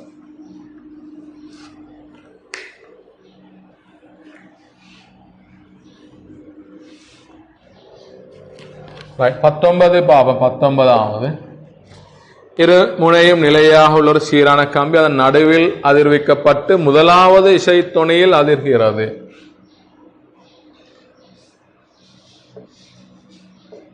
சரியா, வசனத்தை கொஞ்சம் குழப்பம் உண்டி. முதலாவது இசை துணின்னு முதலாவது இசை சுரமண்டு எடுத்தா சரியான. அடிப்படை துணி முதலாவது இசை சுரமண்டு வரும். அடிப்படை துணி முதலாவது இசை சுரம். சரி,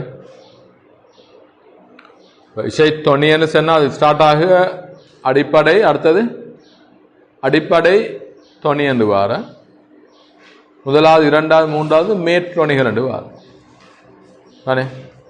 அடிப்படை தொனி, முதலாவது மேற்றொணி, 2ஆம் மேற்றொணி. அடிப்படை மேற்றொணி அல்ல, அடிப்படை தொனி. ரைட், மேற்றொணி என்பது அங்கெல்லாம் ஸ்டார்ட் ஆகுது. அடிப்படைக்கு இல்லை, அடிப்படைக்கு இல்லை, ஓவர் டோன்னு சொல்லு, அங்கால மேலுக்கு உருவாகின்றது இல்லை.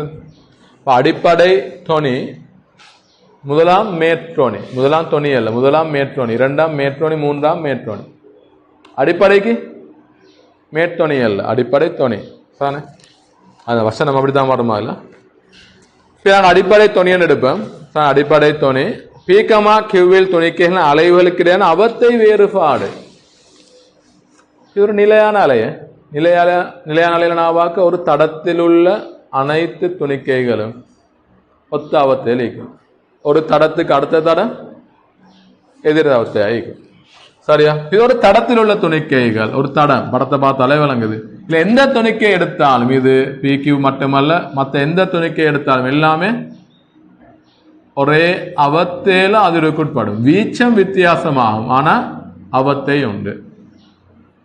அதாவது நான் பார்க்க இப்படி ஒரு 2 தடங்கள் எடுத்தா ஒரு தடத்தில் உள்ள அனைத்துமே ஒத்த அவத்தை, வீச்சம் வரும். ஒரு தடத்துக்கு அடுத்த தடம் சரியாக எதிராவத்தை ஆயிக்கும். ரைட், எதிராவத்தை ஆயிக்கும். இதுக்கும் அவத்தை வித்தியாசம் பை என்று வரும். பை அவத்தை வித்தியாசம் பை. திரும்ப அடுத்த தடத்தை பார்த்தா அடுத்த தடம் இதோட ஒத்த அவத்தையில் இருக்கும். சரியா, ரைட். இது மொத்தாவத்தை ஒரு தரத்தோட தணிக்கைகள் அனைத்து மொத்தாவத்தை ஒரு தரத்துக்கு அடுத்த தரம் எதிராவத்தை. ரைட். அப்ப இதுக்கு இது எதிராவத்தை, இதுக்கு இது எதிராவத்தை ஆயிருந்து இது ரெண்டும் என்ன செய்யும்? ஒத்தாவத்தை ராமே. அதாவது இந்த ரெண்டு புள்ளிகள் தந்தா கூட, அதாவது பி என்ற புள்ளி இங்க, கியூ என்ற புள்ளி இங்க தந்தா என்ன வரும்? ஒத்தாவத்தை தான், ஒத்தாவத்தை தான். சரி, அப்ப ஆன்சர் அவத்தை வித்தியாசம் கேட்கிறாங்க, வேறுபாடு. அப்ப இது முதலாவது 0 வரும். 19க்கு ஆன்சர் முதலாவது.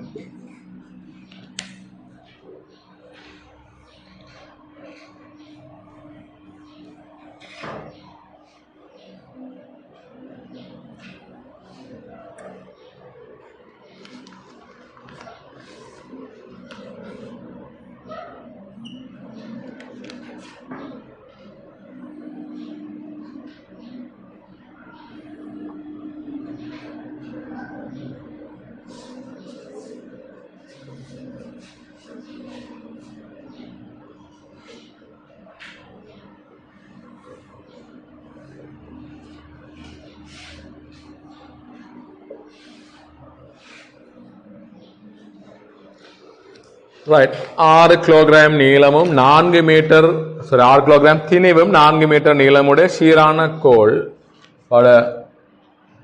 புவியீர்ப்பமையோட மையத்தில் அமையும். புவியீர்ப்பமையோட மையத்தில் வரும். இந்த இடத்துல எடுப்பேன். விஷயங்களை குறிக்கிறேன். 60 நியூட்டன். சீக்கமாடி ஆகிய புள்ளிகளில் இது முனைகளில் தாங்கப்பட்டுள்ளதாம். சரி, இது முளைகளில் தாங்கப்பட்டுள்ளது. C D. கீழே உள்ளது ஆர் சி என் எடுக்கிறேன், இதுல ஆர் டி எடுக்கிறேன். R D. C comma D நான் விஷயங்களை குறிக்கிறேன். செவ்வன் விசைகள் ஆர் சி ஆர் டி. பியில் 4 கிலோகிராம் சுமை ஒன்று தாங்கப்பட்டுள்ளது. அப்ப இங்க 40 நியூட்டன் 40 நியூட்டன் விசை உருவாகும். சரியா? ஏயிலிருந்து நிலைக்குத்தாக செல்லும் இலையொன்று ஒப்பமான கப்பி ஒன்று கூட சென்று திணிவு எம்மினை உடைய சுமையை காவுகிறது. கோலின் சமநிலை குழப்பாது எம் கொண்டிருக்கக்கூடிய உயர்ந்தபட்ச பெருமானம் இவரது தாக்க போற விசை எம்ஜி. எம்ஜி சுத்தி வரும். அது வரையலுக்குள்ள சமநிலை ஆய்ந்தா இழுவை எம்ஜியா தான் நினைக்கிறேன். சமநிலை ஆய்ந்த இந்த கப்பியில வரும். இங்களை வந்து ஒரு திணிவா தாங்குது. நிபிடி. ஆகவே சமநிலைக்கு இந்த இழுவை டி எம்ஜிக்கு சமனாய்க்கணும். அதே இழுவை தான் இங்க ஊடறுத்தப்படும். இங்குள்ள விசை எம்ஜி. எனக்கு இந்த பகுதி போதும், இந்த பகுதி போதும். இதுதான் விஷயம். இப்ப சமநிலை குழப்பாம இருக்கணும். இப்ப சமநிலை குழம்பு எப்படி குழம்ப வாய்ப்பிக்கிறது? சமநிலை குழம்பு என்ன? இது கவில பாக்குமே. 2 தாங்கியில இருக்கிறேன். இது இப்படி கவில பாக்குமா? இந்த 40 நியூட்டன் எம்ஜியும் சேர்ந்து வர இப்படி கவில, இது இப்படி கவில தணிக்குமா அல்லது இந்த திசையில கவில தணிக்குமா? கவிலன்னா எப்படி கவிலம்? 40 எம்ஜிஎம் பாச்சங்கள விசைகளை எப்படி கவிலம்? வலன்சுழியானா? இது கவிலன்னா வலன்சுழியா தான் கவலை. வலன்சுழியா கவில மனுஷன் இந்த சி இந்த தொடுகை இல்லாமல் போ. இது கவில சந்தர்ப்பத்தில் முதலாவது கவில படிப்படியே இந்த எம்ஜிஎன் விசை அதிகரிக்க பாருங்க. இது மேலும் தூக்கப்பட பார்க்குமே தானே. இது ஒரு நாளும் அந்த பக்கம் கவில சாத்தியம் இல்லை. ஏன்னா இந்த எம்ஜியும் 40 சேர்ந்து வலன்சுழியா தான் இணைய உருவாக்குது. இணையண்டல்ல திருப்பத்தை உருவாக்குது. வலன்சுழியா தான் திருப்பத்தை உருவாக்குது. இணைய அல்ல, அது திருப்பத்தை உருவாக்குது. எனவே இடன்சுழியா கவில வாய்ப்பு இல்லை. கவில என்றா இப்படிதான் கவில வாய்ப்பு. எனவே கவிலம், அதாவது கவில படிப்படியா எம்ஜி அதிகரிக்க இந்த ஆர்சி குறையும். இங்குள்ள தொடுகை விசை குறைந்து கவில சந்தர்ப்பத்தில் அது 0 ஆகும். இந்த மேக்சிமம் பெருமானம் கேட்குது. என்ன செய்யலாம்? நீங்க கவில சந்தர்ப்பத்தில் ஆர்சி 0 எடுங்க. 0 எடுத்து புள்ளி டி பார்த்து திருப்பம் எடுத்தா சார். இது தூரங்களை குறிக்கலாம். இது 1 மீட்டர் 1 மீட்டர். அப்ப இது 1.5 மீட்டர். இது தூரங்கள் 1.5 மீட்டர். இது 0.5 மீட்டர். சரியா? 0.5 மீட்டர் இந்த கேப். இனி புள்ளி டி பார்த்து திருப்பம் எடுங்க. ஆர்சி 0. ஆர்சி 0 தான் இந்த எல்லை பெருமானம் கவில சந்தர்ப்பம். இனி புள்ளி டி பார்த்து வலஞ்சுழி திருப்பங்கள் சமனாய்க்கும் இடஞ்சுழி திருப்பம் அல்லது புள்ளி டி பார்த்து விசைகளின் திருப்பங்களின் அச்சர அணிந்த கூட்டுத்தொகை 0. திருப்ப கோட்பாடு பயன்படுத்த அது சமநிலைக்கு புள்ளி டி பற்றி திருப்பமா, சமநிலைக்கு புள்ளி டி பற்றி, சமநிலைக்கு புள்ளி டி பற்றி. சரி, ஒரு மணிகளுக்கு இப்படி சாம்படுத்தலாம். வலஞ்சொலி திருப்பங்கள் சமனாய்க்கணும், இடஞ்சொலி திருப்பம். வலஞ்சொலி திருப்பம் வரப்போது எஞ்சியால வலஞ்சொலி திருப்பம் வரும், 40ஆல வலஞ்சொலி திருப்பம், 60ஆல இடஞ்சொலி திருப்பம். ஆர்சி 0 எல்லை சந்தர்ப்பத்தில் ஆர்டி சாம்பார்ல வராது, ஏன் புள்ளி டி பற்றி திருப்பம் எடுக்கிறதால். குயிக் எடுத்து பாருங்க என்ன சொல்றது பாருங்க.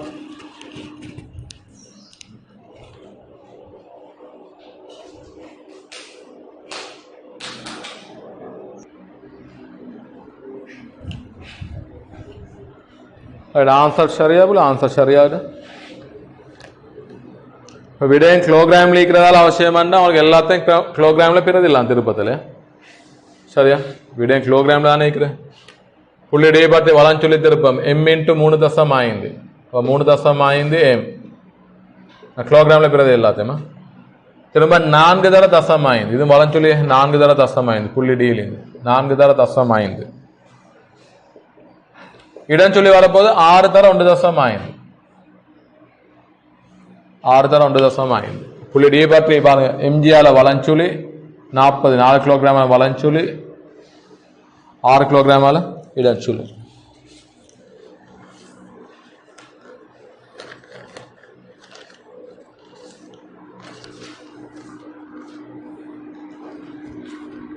ரைட், இனி சுருக்கி நான் எவ்வளோ வரும்?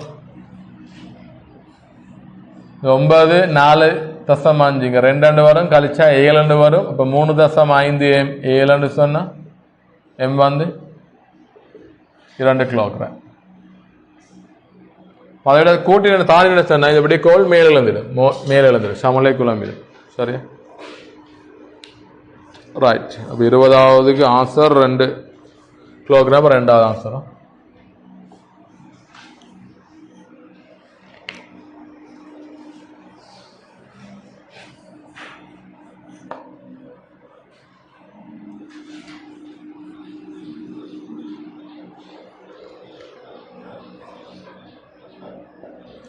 இருபத்தொன்று பாருங்க. படத்தில் காட்டியவாறு 2 ஒரு மைய கோள ஓடுகள் +3 மைக்ரோ கூலம் -3 மைக்ரோ கூலம் ஏற்றங்கள் வழங்கப்பட்டுள்ளது. பின்வரும் கூற்றுக்களை கருதுக.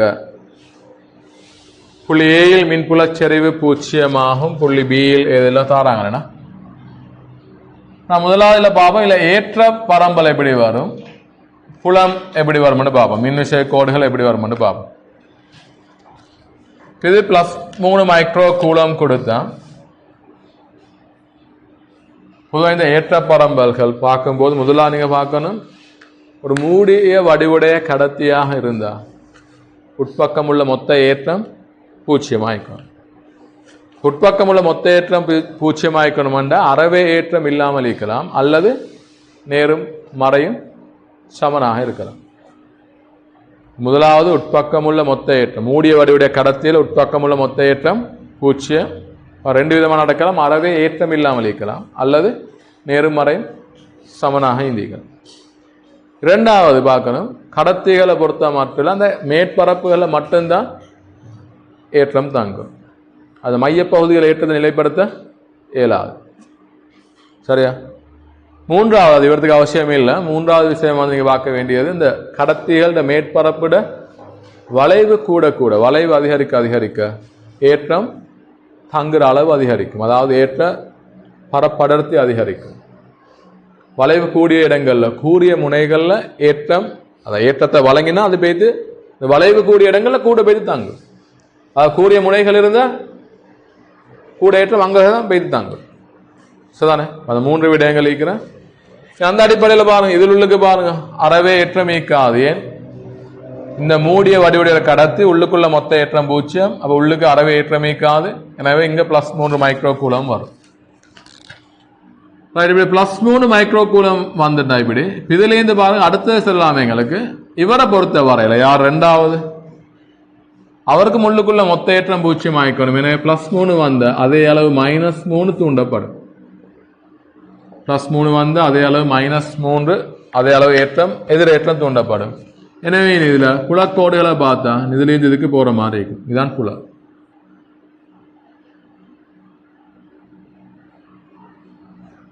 இப்படி ஒரு புலம் உருவாகும். இந்த +3 இந்த உட்பக்கம் -3 வரும்.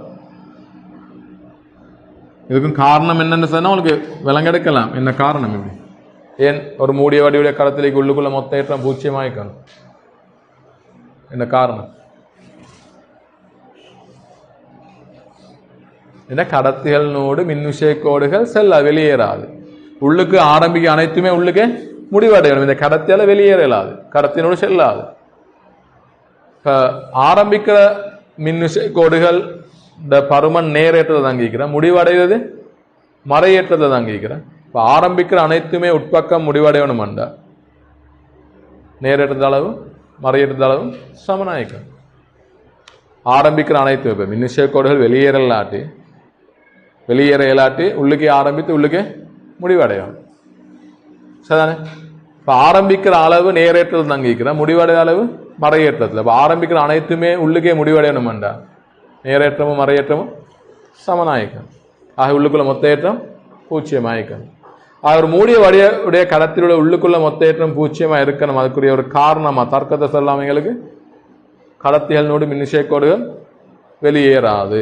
ஏன்னா உள்ளுக்கு மின்விசை கோடுகள் உருவாகுதா இந்த ஆரம்பிக்குதா இந்த அது உட்பக்கமே முடிவடையணும். எனவே நேரேற்றமும் மறையேற்றமும் சமனாயிக்கணும். ஆக +3 மைக்ரோகூலம் -3 மைக்ரோகூலம். எனவே பாருங்க இந்த கடத்தில -3 மைக்ரோகூலம் தான் ஏற்றம் வழங்கப்பட்டிருக்குதான். ஆக அது அனைத்தும் எங்கேயும் உள்மேற்பரப்புலிக்கும். வெளிமேற்பரப்புலிக்கு ஏற்றம் பூஜ்ஜியமாகும். வெளிமேற்பரப்புல ஏற்றம் பூஜ்ஜியம். ரைட்? அப்படிங்கிற Q0. ஆக வெளியே புலம் இருக்காது. இங்க உள்ளுக்கு ஏற்றம் இல்ல, புலம் இருக்காது, வெளியே புலம் இருக்காது. புலம் ஈக்கிற போற இந்த பிரதேசத்துல மாத்திரம் இங்க மின்புலம் காணப்படும். இந்த பிரதேசத்துல மாத்திரம் இந்த புள்ளிகள் தாராங்க. A இந்த புள்ளி, B இது C. இனி கூற்றுக்களை பார்ப்போம். முதலாவது புள்ளி ஏயில் மின்புல செறிவு பூஜ்ஜியமாகும். சரி, மின்விசை கோடுகள் இல்லை. இங்க பாருங்க. ரைட்? புலம் இருந்தா மின்விசை கோடுகள் ஈக்காங்க. மின்விசை கோடுகள் இல்லாட்டி அங்க புலம் இல்லை. உண்மை மின்விசை கோடுகள் குறிக்கிறது மின்புலத்தை. சரியா? ஒரு இடத்துல மின்புலம் இல்லாட்டி அங்க மின்விசை கோடுகள் ஈக்கலாது. விளாதா? ஏண்டா மின்விசை கோடுகள் குறிக்கிறது மின்புலத்தை. சரியா? ரைட். அப்ப ஏ கூற்று சரி. புள்ளி சியில் மின்புலச்செறிவு பூஜ்ஜியமாகும். சி கூற்றும் சரி. ஏன் அங்கேயும் ஏற்றம் இல்லை, மின்விசை கோடுகள் இல்லை. ரைட்? அப்ப ஏ சரி, சியும் சரி. இப்ப பாருங்க, பியிலிருந்து ஏயிலிருந்து சிக்கு நேரேற்றம் ஒன்றை கொண்டு செல்வதற்கு வேலை செய்யப்பட வேண்டும். அதுங்களுக்கு பிழையர் எடுக்கலாமா? அதில் ஒரு கன்ஃபியூஷன் வரலாம், ஒரு டவுட் வரலாம். ஏலிருந்து பிக்கு கொண்டு போகிறதுக்கு ஒரு நேரேற்றத்தை கொண்டு போகிறதுக்கு புள்ளல் ஏலிருந்து சிக்கு ஒரு நேரேற்றத்தை கொண்டு போகிறதுக்கு இந்த இடத்துல வேலை செய்ய அவசியம் இல்லை. ஏன்? மின்விசை இல்லை. நான் பார்க்க வேலை என்ன? மின்விசைக்கு எதிரான வேலை, மின்விசைகளுக்கு எதிரான வேலை. இங்க மின்விசை இல்லை, மின்புலம் இல்லை, மின்விசயம் இல்லை, மின்புலம் இல்லை, மின்விசை இல்லை. எனவே வேலை செய்ய அவசியம் இல்லை. இதுல புலம் எதிர்க்குது இல்லை, புலம் ஷார்ப் ஆகிக்குது. ஆகவே புலமே விஷய வழங்கி இங்க கொண்டு போகும். புலமே விஷய வழங்கி கொண்டு போகும். நாங்க வேலை செய்யணுமா? இல்லை. திரும்ப இந்த பிரதேசத்துல வேலை செய்ய அவசியம் இல்லை. எனவே விளைவுல பார்த்தா ஏலிருந்து சிக்கு கொண்டு போகிறதுக்கு மின் விசை வேலை செய்யுமே தவிர மின் விசைக்கு எதிராக நாங்க வேலை செய்ய அவசியம் இல்லை. அந்த அடிப்படையில் பார்த்தா புள்ளி ஏலிருந்து சிக்கு நேரேற்றம் ஒன்றை கொண்டு செல்வதற்கு வேலை செய்யப்படல் வேண்டும் என்பது, அதாவது சரியான அவன் சொல்லிக்கணும், வெளி வேலை செய்யப்படல் வேண்டும் சொல்லிக்கணும். புலம் அல்ல, வெளியால வெளிமுகவரால வேலை செய்யப்படல் வேண்டும் செல்லப்பட்டிக்கணும். அப்படி சொன்னா அது என்ன இல்லை. ஏன்? இங்க மின்புலம் வேலை செய்யும், வெளிமுகவரால் வேலை செய்ய அவசியம் இல்லை. அதே மறையேற்றமாய்ந்தா சரி. ஏன் மறையேற்றமாய்ந்து இங்க போகும்போது எதிர்க்கும், புலம் எதிர்க்கும். எனவே வெளிமுகவரால், அதாவது நாங்க வேலை செய்யணும், புலம் வேலை செய்யாது. ஏலிருந்து சிக்கு ஒரு மறையேற்றத்தை கொண்டு போற நேரம் என்ன பாருங்க, இப்படி ஒரு மறையேற்றமாக இருந்தா, இப்படி ஒரு மறையேற்றமாக இருந்தா எதிராவிசதாக்கும், ஒரு நேரேற்றமாய்ந்த ஷார்ப்பாக ஏலிந்து சீர்க்கு ஷார்ப்பாக விசதாக்கும். அப்போ நேரேற்றத்தை கொண்டு போகிறதுக்கு மின் விசை வேலை செய்யும். மறையேற்றத்தை கொண்டு போகிறது மின் விசை எதிராக வேலை செய்ய வேண்டிய ஏற்பாடு. சரிதான். எனவே பி கூட நான் பிள்ளையன் எடுப்போமா, சரி வேலை செய்யப்படல் வேணுமென்று பிள்ளையன் மின் விசை வேலை செய்யும், நாங்கள் வேலை செய்ய அவசியம் இல்லை. ஆன்சர் பொருத்தமானது ஏயும் சியும். 21க்கு 3வது.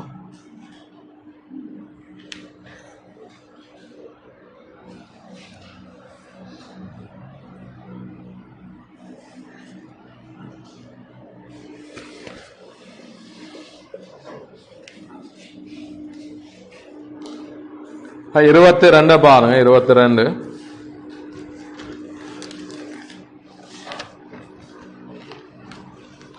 இது வளமையா வார மாதிரி கேள்விகள் தானா. ABCDEF என்பது R பக்க நீளமுடைய ஒழுங்கான அறுகோணி ஆகும். இதன் உச்சிகளின் படத்தில் காட்டியவாறு திணிவுகள் வைக்கப்பட்டுள்ளது. இதன் மையம் ஓவில் வைக்கப்பட்ட கேபிட்டல் M திணிவில் தாக்கும் விலையுள் ஈர்ப்பு விசை. விலையுள் ஈர்ப்பு விசை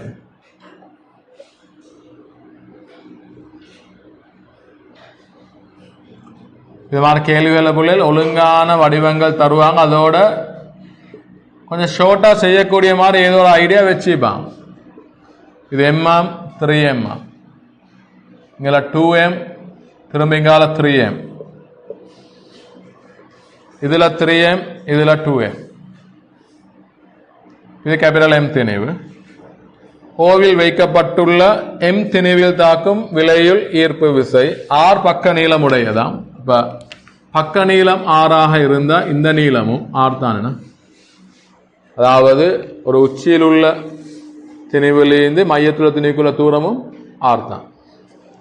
இது 6 இது மாறுதான். இது ஒரு சமபக்க முக்கோணியன உருவாகிறது. ரைட். இப்ப நான் எடுக்கிறேன், சும்மா எடுக்கிறேன். ஒரு M திணிவால, சிம்பிள் M திணிவால அதுல இந்த 6 தூரத்தில் உள்ள கேபிட்டல் M திணிவுல உருவாகிற விசை நான் F1 எடுக்கிறேன். சிம்பிள் M திணிவால் அதுல இருந்து 6 தூரத்தில் உள்ள கேபிட்டல் M திணிவு ஒன்று எடுத்தா அது உருவாக விசை F1 எடுப்பேன். அப்ப இந்த F சமன்பாடு வரும் G mm/r². ஒரு சிம்பிள் M திணிவுக்கும் ஒரு கேபிட்டல் M திணிவும் R இடைவெளியில் வைக்கப்பட்டுள்ள போது அவற்றுக்கு இடையில் தொழிற்படும் விசை F1 எடுக்கிறேன். சரி, அப்ப F வந்து G mm/r வர்க்க. இனி அதை வைத்து ஈஸியா நிரப்பிட்டு போகலாம். இனி இது ரைட் பாருங்க. இந்த M திணிவால F என்ற விசை தாக்கும். F என்ற விசை 3m ஆல 3f தாக்கும். M ஆல F வந்தா 3m ஆல 3f. ஆக விளைவில் என்ன வருமீங்களா 2f வந்து வரும். அது மாதிரி ஒவ்வொன்றை பார்த்து பார்த்து குறைங்க. இங்க 2m ஆல 2f, 3m ஆல 3f. அப்ப விளைவிலிங்களா F வந்து வரும். இங்க 3m ஆல 3f, 2m ஆல 2f. ஆகவே விளையுள் F வந்து வரும். சரி, நான் ரெண்டையும் ரிமூவ் பண்ணிட்டு பாருங்க. இது ரிமூவ் பண்ணிட்டு இங்க விளைவுல போடி. சரிதானே. M ஆல F, 3m ஆல 3f. அப்ப விளைவுல எவ்வளவு 2f வந்து வரும். விளைச்சமான ஒழுங்கான தன்மை விளங்குது. இந்த பாருங்க எல்லாமே அந்த சம கோணத்துல 120 பாக தொழிற்படுது. விளைவு தானே கேட்கிறான். நான் இந்த 2f யோசிக்கிறேன் F plus F சொல்லு. சரியா, சும்மா யோசிக்கிறேன். இந்த 2f F plus F ரெண்டு விசைகளா யோசிக்கிறேன். F F அதுல ஒரு F எடுத்தா அந்த F, இந்த F, இந்த F மூணு சேர்ந்து கேன்சல் ஆயிடுங்க. சம விசைகள் சம கோணத்தை தாக்குது. 3 விசைகள் 120 பாகைகள். விளைவில் காணணுமே பிள்ளைகள்.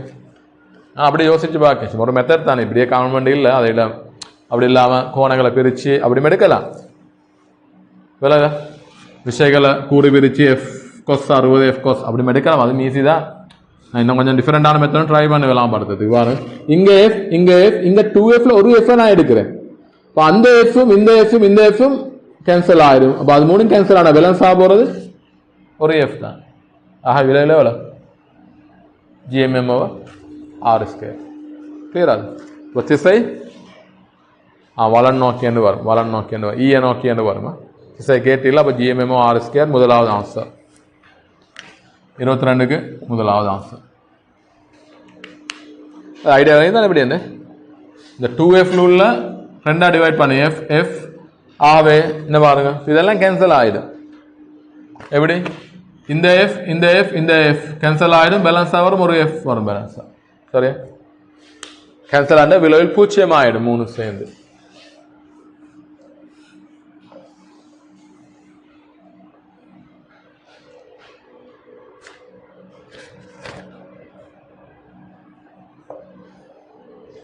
23 எப்படி செஞ்ச ஆன்சர் எடுத்தா 23 பாருங்க. 23 நல்ல ஒரு கேள்வி பாருங்க.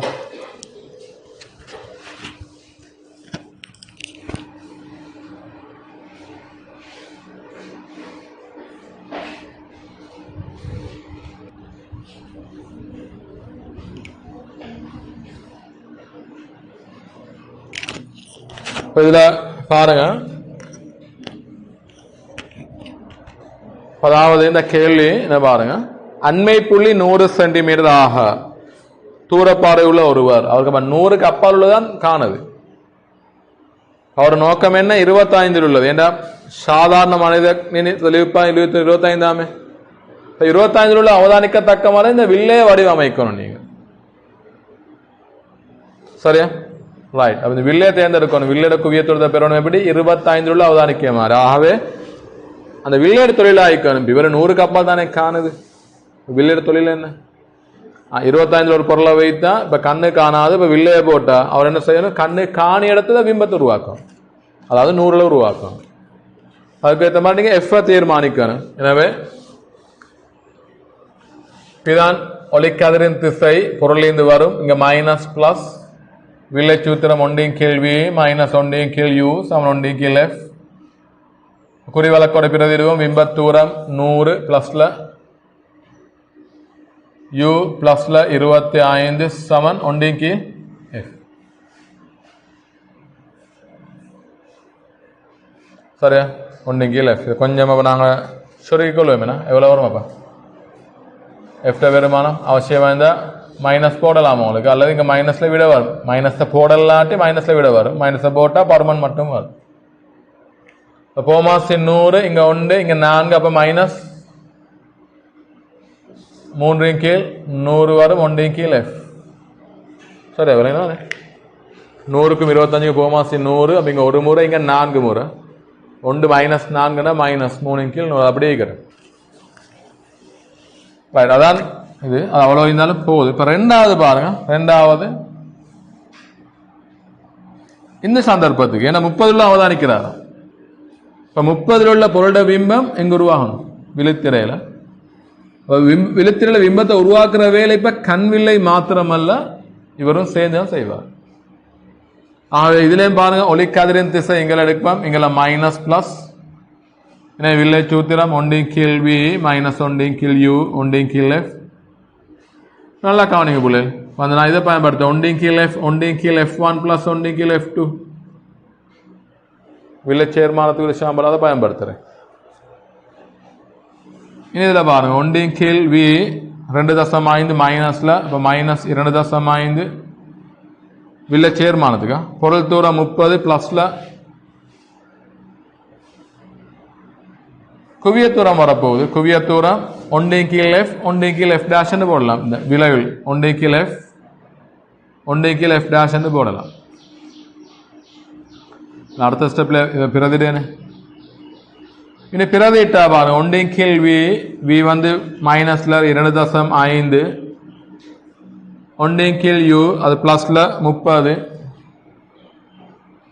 1 கீழ் F மைனஸ் 3 கீழ் 100 குறிவழக்கோட பார்த்தா இங்க 1 கீழ் F டேஷ். அதான் கேள்வி. F காணல, நாங்கள் 1 கீழ் F பிரதிட போறோம். 1 கீழ் F மைனஸ் 3 கீழ் 100 டிரெக்டா பிரதிடு சுருக்கினா ஆன்சர் வரும். சரியா, சுருக்கினா ஆன்சர் வரும். சுருக்கி பாருங்க, ஆன்சர் வருதான்னு பாருங்க.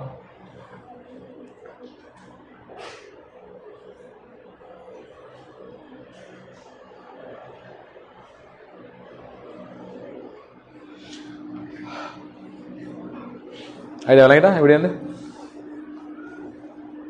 ஷேர்மானத்தை போட்டிக்கு ஷேர்மானத்தை போட்ட நேரம் ஒன்றைக்கு லெஃப்ட் ஷேர்மான வில்லை குவியத் தூரம் அதுக்கு பதில் என்ன சொல்லலாம் மேலே ஒன்றைக்கு லெஃப்ட் பதிலாக வில்லை சேர்மானத்துக்குரிய சாம்பாடு ஒன்றைக்கு F1 ஒன்றைக்கு F2 ஒன்றைக்கு லெஃப்ட் தெரியும் தான் ஏற்கனவே -3 கீழ் 100 படத்தை ஒன்றைக்கு லெஃப்ட் டேஷ் தான் காண வேண்டியது கண்வில்லையின் குவிய நீளம்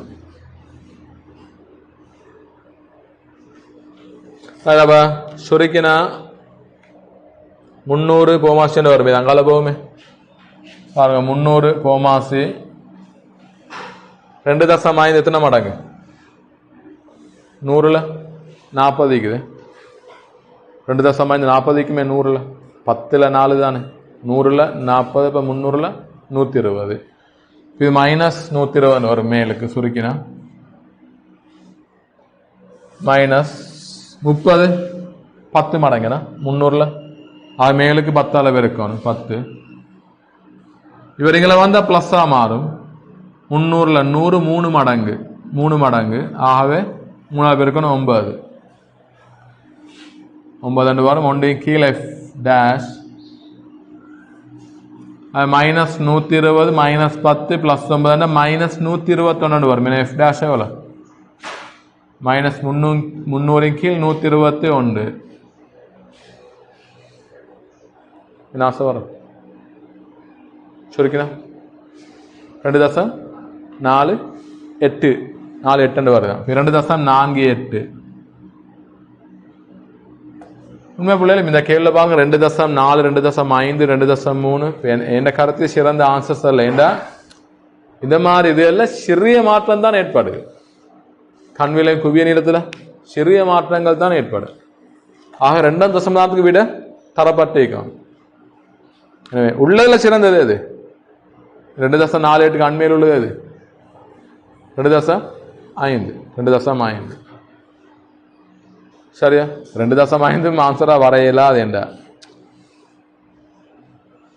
வேற பிரச்சனை வரும் 2.5 ஆன்சர் எடுத்தேன் கண்வில்லை கண்ணின் நீளம் 2.5 தானே இந்த சந்தர்ப்பத்தில் குவிய நீளமும் நான் 2.5 சொன்னா அர்த்தம் என்ன கண்ணின் நீளமும் 2.5 குவிய நீளமும் 2.5 சொன்னா முடிவில் உள்ள பொருட்களை பார்க்க சந்தர்ப்பம் அது இப்படி அன்னளவாக்கம் செய்யறதும் அவ்வளவு உகந்ததில் இந்த மாதிரி கேள்விக்கு குவியத்தூரத்தில் சிறிய மாற்றம் தான் ஏற்பட போற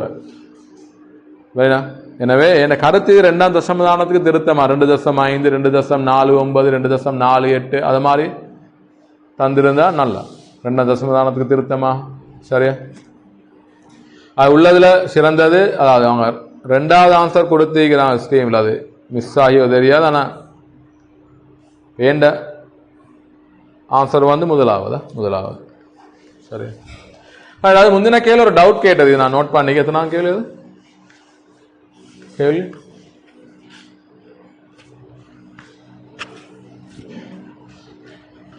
19 அப்படியா 17 ரைட் 17 பாருங்க அதுல அந்த இந்த திருச்சிமாரி பட்டைகள்ல புள்ள நேர் வரிசையாக்கியில் இந்த நீள் துவாரத்தை தான் நாங்கள் ஒளிர்த்து அந்த நேர் வரிசையாக்கியில் உள்ள நீள் துவாரம் தான் பொருள் ஒளிக்கதிர்கள் வாரிடம் பொருள் ஒளிக்கதிர்கள் திரும்ப வந்து சேரிய இடம் பிம்பம் ஆகவே இந்த பட்டைகள்ல திருச்சிமாரி பட்டைகள் எல்லாத்துலயும் நாங்க பொருளாக எடுக்கிறது இந்த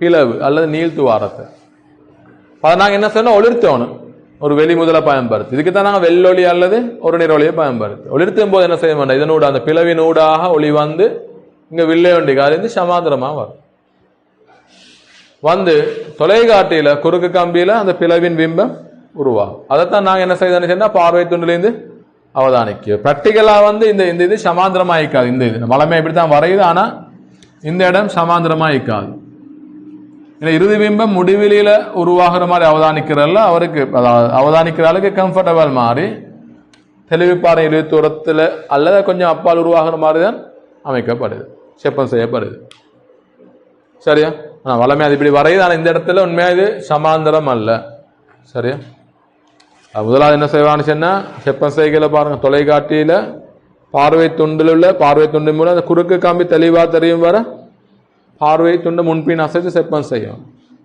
தெளிவா தெரியும் வரைன்னு சொல்லியது பிம்பம் அதாவது குறுக்கு கம்பியோட பிம்பம் முடிவிலே அல்ல உருவாகுது. சரியா? அவருக்கு பார்க்கறதுக்கு எங்க வசதியாயிக்கோ பொதுவாக தெளிவு பார்வையின் 21 மீது சிறந்தது. ஏன்னா கொஞ்சம் தெளிவான பிம்பம் காணும் குறுக்கு கம்பியில். சரிதானே? அதுபோல என்ன செய்ய, இந்த பிளவின் பிம்பம் இந்த குறுக்கு கம்பியோட அந்த பொருந்த செய்யுது, ஒரே நேர்கோட்டில் வர செய்யுது. இங்கே உள்ளது சமாந்திரமாய்க்காது. சமாந்திரமாய் இந்த பிம்பம் உருவானும் எங்க முடிவிலியில் பலமே அப்படி வரையுது. ஆனால் இந்த இடம் கொஞ்சம் இதில் கதிரொலி படத்தில் பிள்ளை கொண்டு மிஸ்டேக் கொண்டு இருக்கிறது. அது நடைமுறையில் அப்படி இருக்காங்க. ரைட். 24வது கேள்வி பார்ப்பேன். இது ஓகே தானே? இது விலகு தானே? இதில் சுருக்கலை பாருங்க. இப்போ எஃப்ஐ கண்டு 100 கீழ் 3 எடுத்து திரும்ப விளைவுல கண்டு திரும்ப வில்லை சூத்திரத்தை வில்லை சேர்மானத்துக்குரிய சூத்திரத்தை போட்டு அப்படி போகாம சுருக்கலை கொஞ்சம் குறைக்கலாம்னு நினைக்க இந்த மெத்தட்ல. சரியா? விளையாட இல்லை நீங்க என்ன செய்யணும்? எஃப்ஐ கண்டு 100 கீழ் கண்டிக்கிறதான். அப்புறம் இதை சேர்மானத்தை காணும். அதுக்கப்புறம் திரும்ப என்ன செய்யணுங்க? வில்லை சேர்மானத்துக்கு சாம்பாடை போடணும். அதுக்கு பதிலாக என்ன செய்யலாம்? உங்களுக்கு நேரடியாக இந்த இடத்துல வில்லை சேர்மானத்தை சாம்பாடை போட்டுட்டு போகலாம். சரி, ரைட்.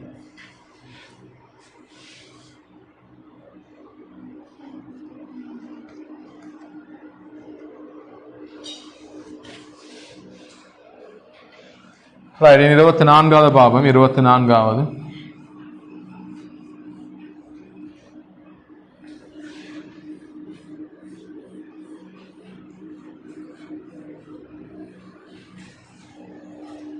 கலவை முறையை பயன்படுத்தி ஈய குண்டுகளின் தன்வெப்ப கொள்ளளவை காண்பதற்கான பரிசோதனையில் பெறப்பட்ட பெருமானம் நியம பெருமானத்தை விட குறைவாக காணப்பட்டது. நீடத்தின் MW வெப்பம், நீட தன்வெப்ப கொள்ளளவு SW வெப்பம், நீரின் ஆரம்ப வெப்பநிலை θR அரை வெப்பநிலை நெடுப்பம். இந்த ஈய குண்டுகள் காணப்படுது. பொதுவாக இது நாங்கள் 100 பாகை சீக்கி வெப்பப்படுத்திதான் போடணும். நீராவி தொட்டி கொதிநீர் தொட்டியை பயன்படுத்தி நீர் தொட்டியை பயன்படுத்தி 100 பாகை சீக்கி வெப்பப்படுத்த நீரிடுது. அவடத்தின் எம்மன் எடுப்பம், தன் வெப்ப கொள்ளளவு SN வெப்பம், பாத்திரத்தின் வெப்ப கொள்ளளவு C.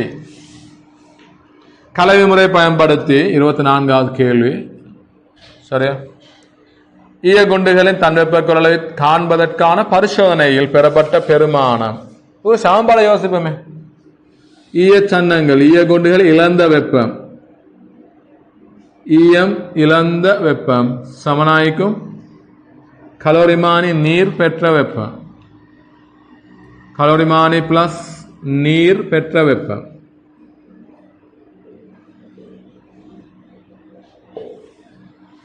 இது சொல்லலாம் எங்களுக்கு MS 100 மைனஸ் θ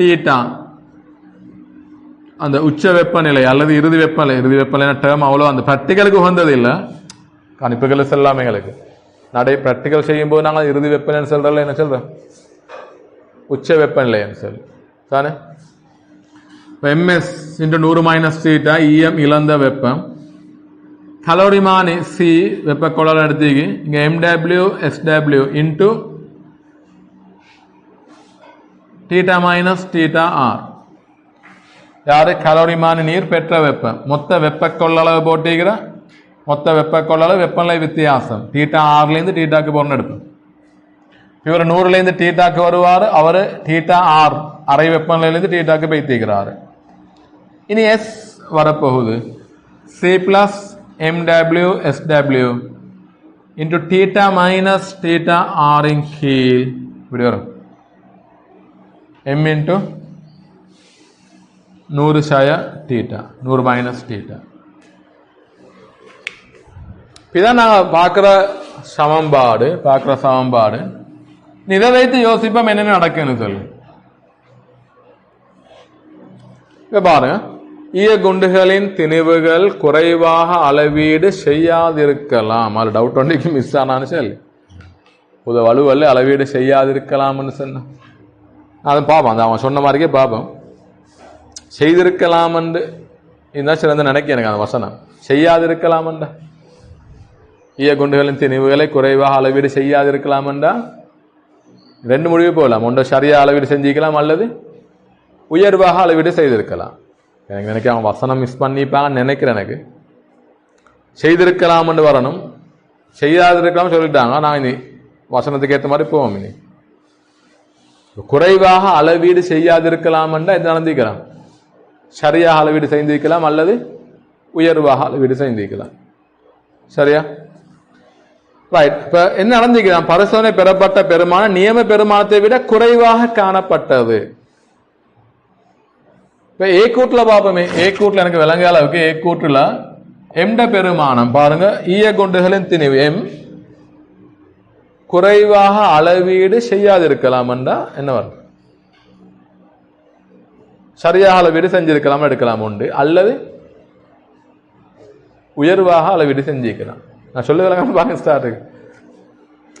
சின்ன வசனம் அவ்வளோ எனக்கு விளங்க சிறந்தது இல்லைன்னு சொல்லி உங்களுக்கு எப்படி விளங்கு? எனக்கு உண்மையா தமிழ் விளங்குது இல்லையோ தெரியா? அவங்களுக்கு எப்படி? யாராவது ஏதாவது எக்ஸ்பிளனேஷன் சொல்லலாமா அதுக்கு? நான் சொல்றதுக்கு முரண்பாடா ஏதாவது? இந்த எனக்கு விளங்குதான் இதா ஈய குண்டுகளின் திணிவுகளை குறைவாக அளவீடு செய்யாதிருக்கலாம்னா அடுத்த ரெண்டு ஆப்ஷன் தான். நீங்க என்ன செஞ்சுக்கலாம்? சரியா அளவீடு செஞ்சுக்கலாம் அல்லது உயர்வாக அளவீடு செஞ்சுக்கலாம். உயர்வாக அளவீடு செஞ்சா என்ன நடக்கும்? உயர்வாக எம்முக்கு உண்மை பெருமானத்தை உயர் பெருமானத்தை போட்டா எஸ்ஸுக்கு உண்மையை விட குறைவாக வரும். சரியானதை போட்டா சரியா வரணும். குறைவாக அளவீடு செய்யாத இருக்கலாம் என்றால் ஒரு ஆப்ஷனுக்கு சரியா அளவீடு செஞ்சுக்கலாம். சரியாக அளவீடு செஞ்சிருந்தா சரியான பெருமானம் வந்திக்கணும். உண்மையா வந்து என்ன? நியம பெருமானத்தை விட குறைவாக காணப்பட்டதான். சரியா? அவை எம் அதிகமாக உண்மை பெருமானத்தை விட அதிகமாக அளவீடு செஞ்சா, அதாவது பாருங்க இங்க எம் அதிகரித்தா சாம்பால எஸ் அவரை விட குறையும். உண்மை பெருமானத்தோட எம் அதிகரித்தா கீழுக்குள்ள பெருமானம் எம் அதிகரித்தா எஸ் குறையும். சொல்லுவாங்க உண்மை பெருமானத்தை விட அளவிடும் போது பிழையா நீங்க அதிகமா அளவிட்டா அத்தானே பிறவிட போற நீங்க பரிசோதனையில உண்மை பெருமானத்தை விட உயர் பெருமானம் அதிகமா அளவிட்டா வரப்போற எஸ் பெருமானம் குறையும். ரைட்? அது எம் அதிகமாக அளவிட்டு இருந்தா சரி. சரியா? ரைட். சரியா அளவிட்டு இருந்தா குறைய காரணம் இல்லையா? சரியா அளவிட்டு இருந்தா சரியான பெருமானம் தான் வந்திருக்கும். சரியா? மாறி எம் குறைவாக அளவிட்டு இருந்தா எஸ் உயர்வாக வரும். ரைட்? அப்ப எனக்கு நினைக்க அவங்க அந்த மிஸ் பண்ணிப்பாங்க. அது உண்மையா வந்திகள் இப்படி ஈய குண்டுகளின் திணிவுகளை குறைவாக அளவீடு செய்திருக்கலாம். ஆக ஆன்சர் வரணும் குறைவாக அளவீடு செஞ்சா எஸ் அதிகமா தான் வரணும். ஆனா வந்திக்கிறேன் எஸ் கேள்வி சொல்லிக்கிறேன் கடைசி எஸ் என்ன வந்திக்கிறேன் நியம பெருமானத்தை விட குறைவாக தான் வந்திக்குதான். ஆக அந்த கூற்று இல்ல சொல்லுங்க. ரைட். நான் நினைக்கிறது அவங்க மிஸ் ஆகியிருக்கும் டைப்பிங்ல. சரியா? அவன் போட்டிகளும் எப்படி ஈய குண்டுகளின் திணிவுகளை குறைவாக அளவீடு செய்திருக்கலாம். சரியா? ஆனா பாபம் குறைவாக அளவீடு செஞ்சா எஸ்ஸுக்கு என்ன நடக்கும்? குறைவாக அளவீடு செய்தா எஸ்ஸுக்கு கூடத்தான் வரும். எஸ் எம்மால பிரிக்கிறது எம்முக்கு குறைஞ்ச பெருமானம் போட்டா எஸ்ஸுக்கு கூடிய பெருமானம் தான் வரும். அப்படி பார்த்தா கூற்று இல்ல.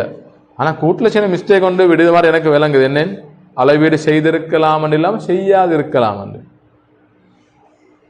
குறைவாக அளவீடு செய்யாதிருக்கலாம் அதில் ரெண்டு ஆப்ஷன் எங்களுக்கு யோசிக்கக்கூடியது. சரியா செஞ்சுக்கலாமே. இப்போ சரியா செஞ்சிருந்தா இவர் குறைய பெருமானம் கிடைக்குமா? இல்லை. சாரே ரைட்? உண்மை பெருமானம் கிடைக்கும். அதிகமாக அளவீடு செஞ்சா குறையும். ஆக அந்த சரியாகவும் செய்திருக்கலாம் ஒன்று வருமே. அளவீடு என்ன செய்யலாம்? மே கூற்ற இல்லை என்ன எடுக்கலாம். ரைட். பி கூற்று நீரின திணிவை குறைவாக அளவீடு செய்திருக்கலாம். பாருங்க எம்டபிள்யூ குறைந்த என்ன நடக்கும்? எம்டபிள்யூ குறைந்தா எஸ் குறையும். மேத்தமெட்டிக்கலா யோசிங்க. இது சாம்பாடு பெற்ற போற மேத்தமெட்டிக்கலா உண்மை பெருமானத்தை விட குறைவாக பிரதியிட்டா என்ன நடக்கும்? எஸ் உண்மையை விட குறைவாக கிடைக்கும். அது சரி. ரீசன் சரி. பி சரி. சரியா? கிளியராது? ரைட். சீக்கிரம் வருவோம். ஈய குண்டுகளின் இடமாற்றத்தின் போது சூழலுக்கு வெப்பம் இழந்திருக்கலாம். ரைட். வெப்பம் இழந்தீங்கன்னா இந்த சாம்பார்ல எங்க வரணும்? அது சாம்பார்ல எங்களை வரணும் சாம்பார்ல அந்த வாத வெப்பமே சூழலுக்கு இழந்த வெப்பம் கியூன்னு எடுப்போமே சூழலுக்கு இழந்த வெப்பம் கியூ அந்த சாம்பார்ல எங்க வரணும் அது அந்த பக்கம் வேணா ஏன் ஈயம் இழந்த வெப்பம் அதுல கலோரிமானி நீர் பெற்றிருக்கும் அடுத்தது சூழல் பெற்றிருக்கும் விளங்குதா ஈயம் இழந்த வெப்பத்துல ஒரு பகுதியை தான் கலோரிமானி நீரும் பெற்றிருக்கும் அடுத்தது சூழலுக்கு இழக்கப்பட்டிருக்கும் சூழல் பெற்றிருக்கும் இப்படி போட்டாதான் சரியான சமன்பாடு ஆகவே நாங்க பிராக்டிக்கல்ல இவரை நாங்க போடுகள் அவர் தெரியாது எங்களுக்கு பிராக்டிக்கல்ல சூழலுக்கு இழந்த வெப்பம் எங்களுக்கு தெரியாது எனவே நான் பிரதிடுதல்ல இந்த சாம்பார்ல யோசிச்சா பாருங்க இங்க போட வேண்டிய ஒரு கியூ நாங்க போடுறோம் உண்மையா இவர்கிட்ட ஏதோ ஒரு பெருமானம் போடணும் 20 ஜூலோ 30 ஜூலோ ஆனா எங்களுக்கு அந்த பெருமானம் பிராக்டிக்கலா தெரியாது சூழலுக்கு வெப்பம் இழந்திக்குது ஆனா அந்த பெருமானம் எங்களுக்கு தெரியாது எனவே என்ன செய்யறோம் நாங்க இதை பிரதிடுதல்ல ஆக மேலுக்கு போட வேண்டிய ஒரு பெருமானத்தை போடலாட்டி கணிப்பில் என்ன செய்ய மேலுக்கு எஸ்ஸுக்கு குறைந்த பெருமானம் வரும் ஒரு 100 ஜூல் உண்டு இந்த 100 ஜூல் மேலுக்கு வந்தா பாருங்க மேலுக்குள்ள கனியம் உயர்வாகி சரியான பெருமானம் கிடைக்கும் எங்களுக்கு சூழலுக்கு வெப்பம் இழந்தா அந்த இழந்த வெப்பத்தை எங்களுக்கு பெருமானத்தை கண்டு போடலாமா இருந்தா சரியான பெருமானம் கிடைக்கும் அது பெருமானம் தெரியாது பிராக்டிக்கலா நாங்க பிராக்டிக்கல்ல சூழலுக்கான வெப்ப இழப்பு இல்லைன்னா எடுக்கிறேன் உண்மையா நான் இழந்த வெப்பம் 100 ஜூல் இடத்துல போடுகள்ல போட வேண்டிய போடாம இருக்கிறேன் எனவே என்ன செய்ய கேஸுக்கு குறைந்த பெருமானம் தான் கிடைக்கும் எனவே அதுவும் சரி சியும் சரி ஆன்சர் அது பி சி கவனம் பாருங்க நல்ல ஒரு இந்த மாதிரி கேள்விகள் வார பிராக்டிக்கல்ல வரும் எம்சிக்குள்ள போட்டிக்கிறதுக்கு முன்னுக்கு பாஸ்டர் எம்சிக்குள்ள மீக்கிற ஆன்சர் 4வது 24க்கு 4வது 24க்கு 4வது சரி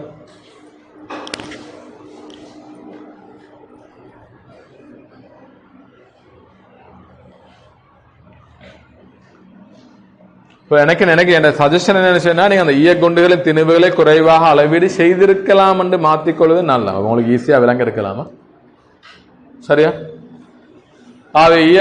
நீங்க யோசிக்க இது அப்ப ஈயக்குண்டுகளை ஏ கூட்டுறா திணிவுகளை குறைவா அளவீடு செய்திருந்தா எஸ்ஸுக்கு பாருங்க எம்முக்கு உண்மை பெருமானத்தை விட குறைவாக பிரதியிட்டா 100 கிராமிக்கு நீங்க 80 கிராம் தான் பிரதியிட்டா எஸ்ஸுக்கு உண்மை பெருமானத்தை விட கூட கிடைக்கும் உண்மை பெருமானத்தை விட குறைவா இங்க பிரதியிட்டா இங்க உண்மையை விட அதிகமா கிடைக்கும் ஆக அது எஸ் குறைய ரீசனா ஈக்காது ஏ கூற்று கீழே பி சாரி நீரின் திணிவை குறைவாக அளவீடு செய்திருக்கலாம் நீரின் திணிவு மேலு தணிக்கிற இது குறைவாக இருந்தா எஸ் குறையும் சூழலுக்கு வெப்பம் இழந்தா இந்த இடத்துல வரணும் ஆனா நாங்க நடைமுறையில் அதை காணையில அது தெரியாது எங்களுக்கு அப்ப நாங்க சாம்பால பிரதிடுதல்ல அது உண்மையா எங்க பிரதிட வேண்டிய ஒரு கணியத்தை பிரதிடல்லாட்டி என்ன செய்யும் எஸ்ஸுக்கு குறைந்த பெருமானம் வரும் சரி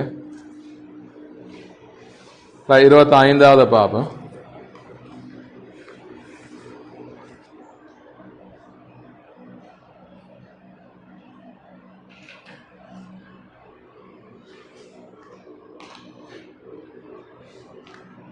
ஈஸியான கேள்வி எனக்கு 25 ஒரு கொள்கலமானது 27 பாகசில் இலட்சிய வாயு ஒன்றை கொண்டுள்ளது இதன் வெப்பநிலை 127 பாகசிற்கு அதிகரிக்கப்படுகிறது வாயு மூலக்கூறுகளின் இடைவர்க்க மூலக்கதிகளின் விகிதம் சி வர்க்கம் பாட வர்க்க மூலம் இடைவர்க்க மூலக்கதிகள் ரைட் இது சமன்பாடு 3 RT கீழ் M நேரடியான கேள்வி சி வர்க்கம் பாட வர்க்க மூலம் நேர்த சமன் வர்க்க மூலம் T 27 300 கெல்வின் 122 400 கெல்வின் இப்படிதான் விகிதம் வரும் விகிதம் ஆன்சர்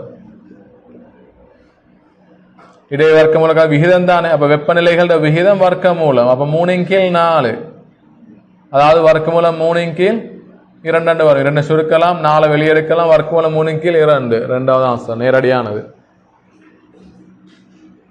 சரியா 25க்கு இரண்டாவது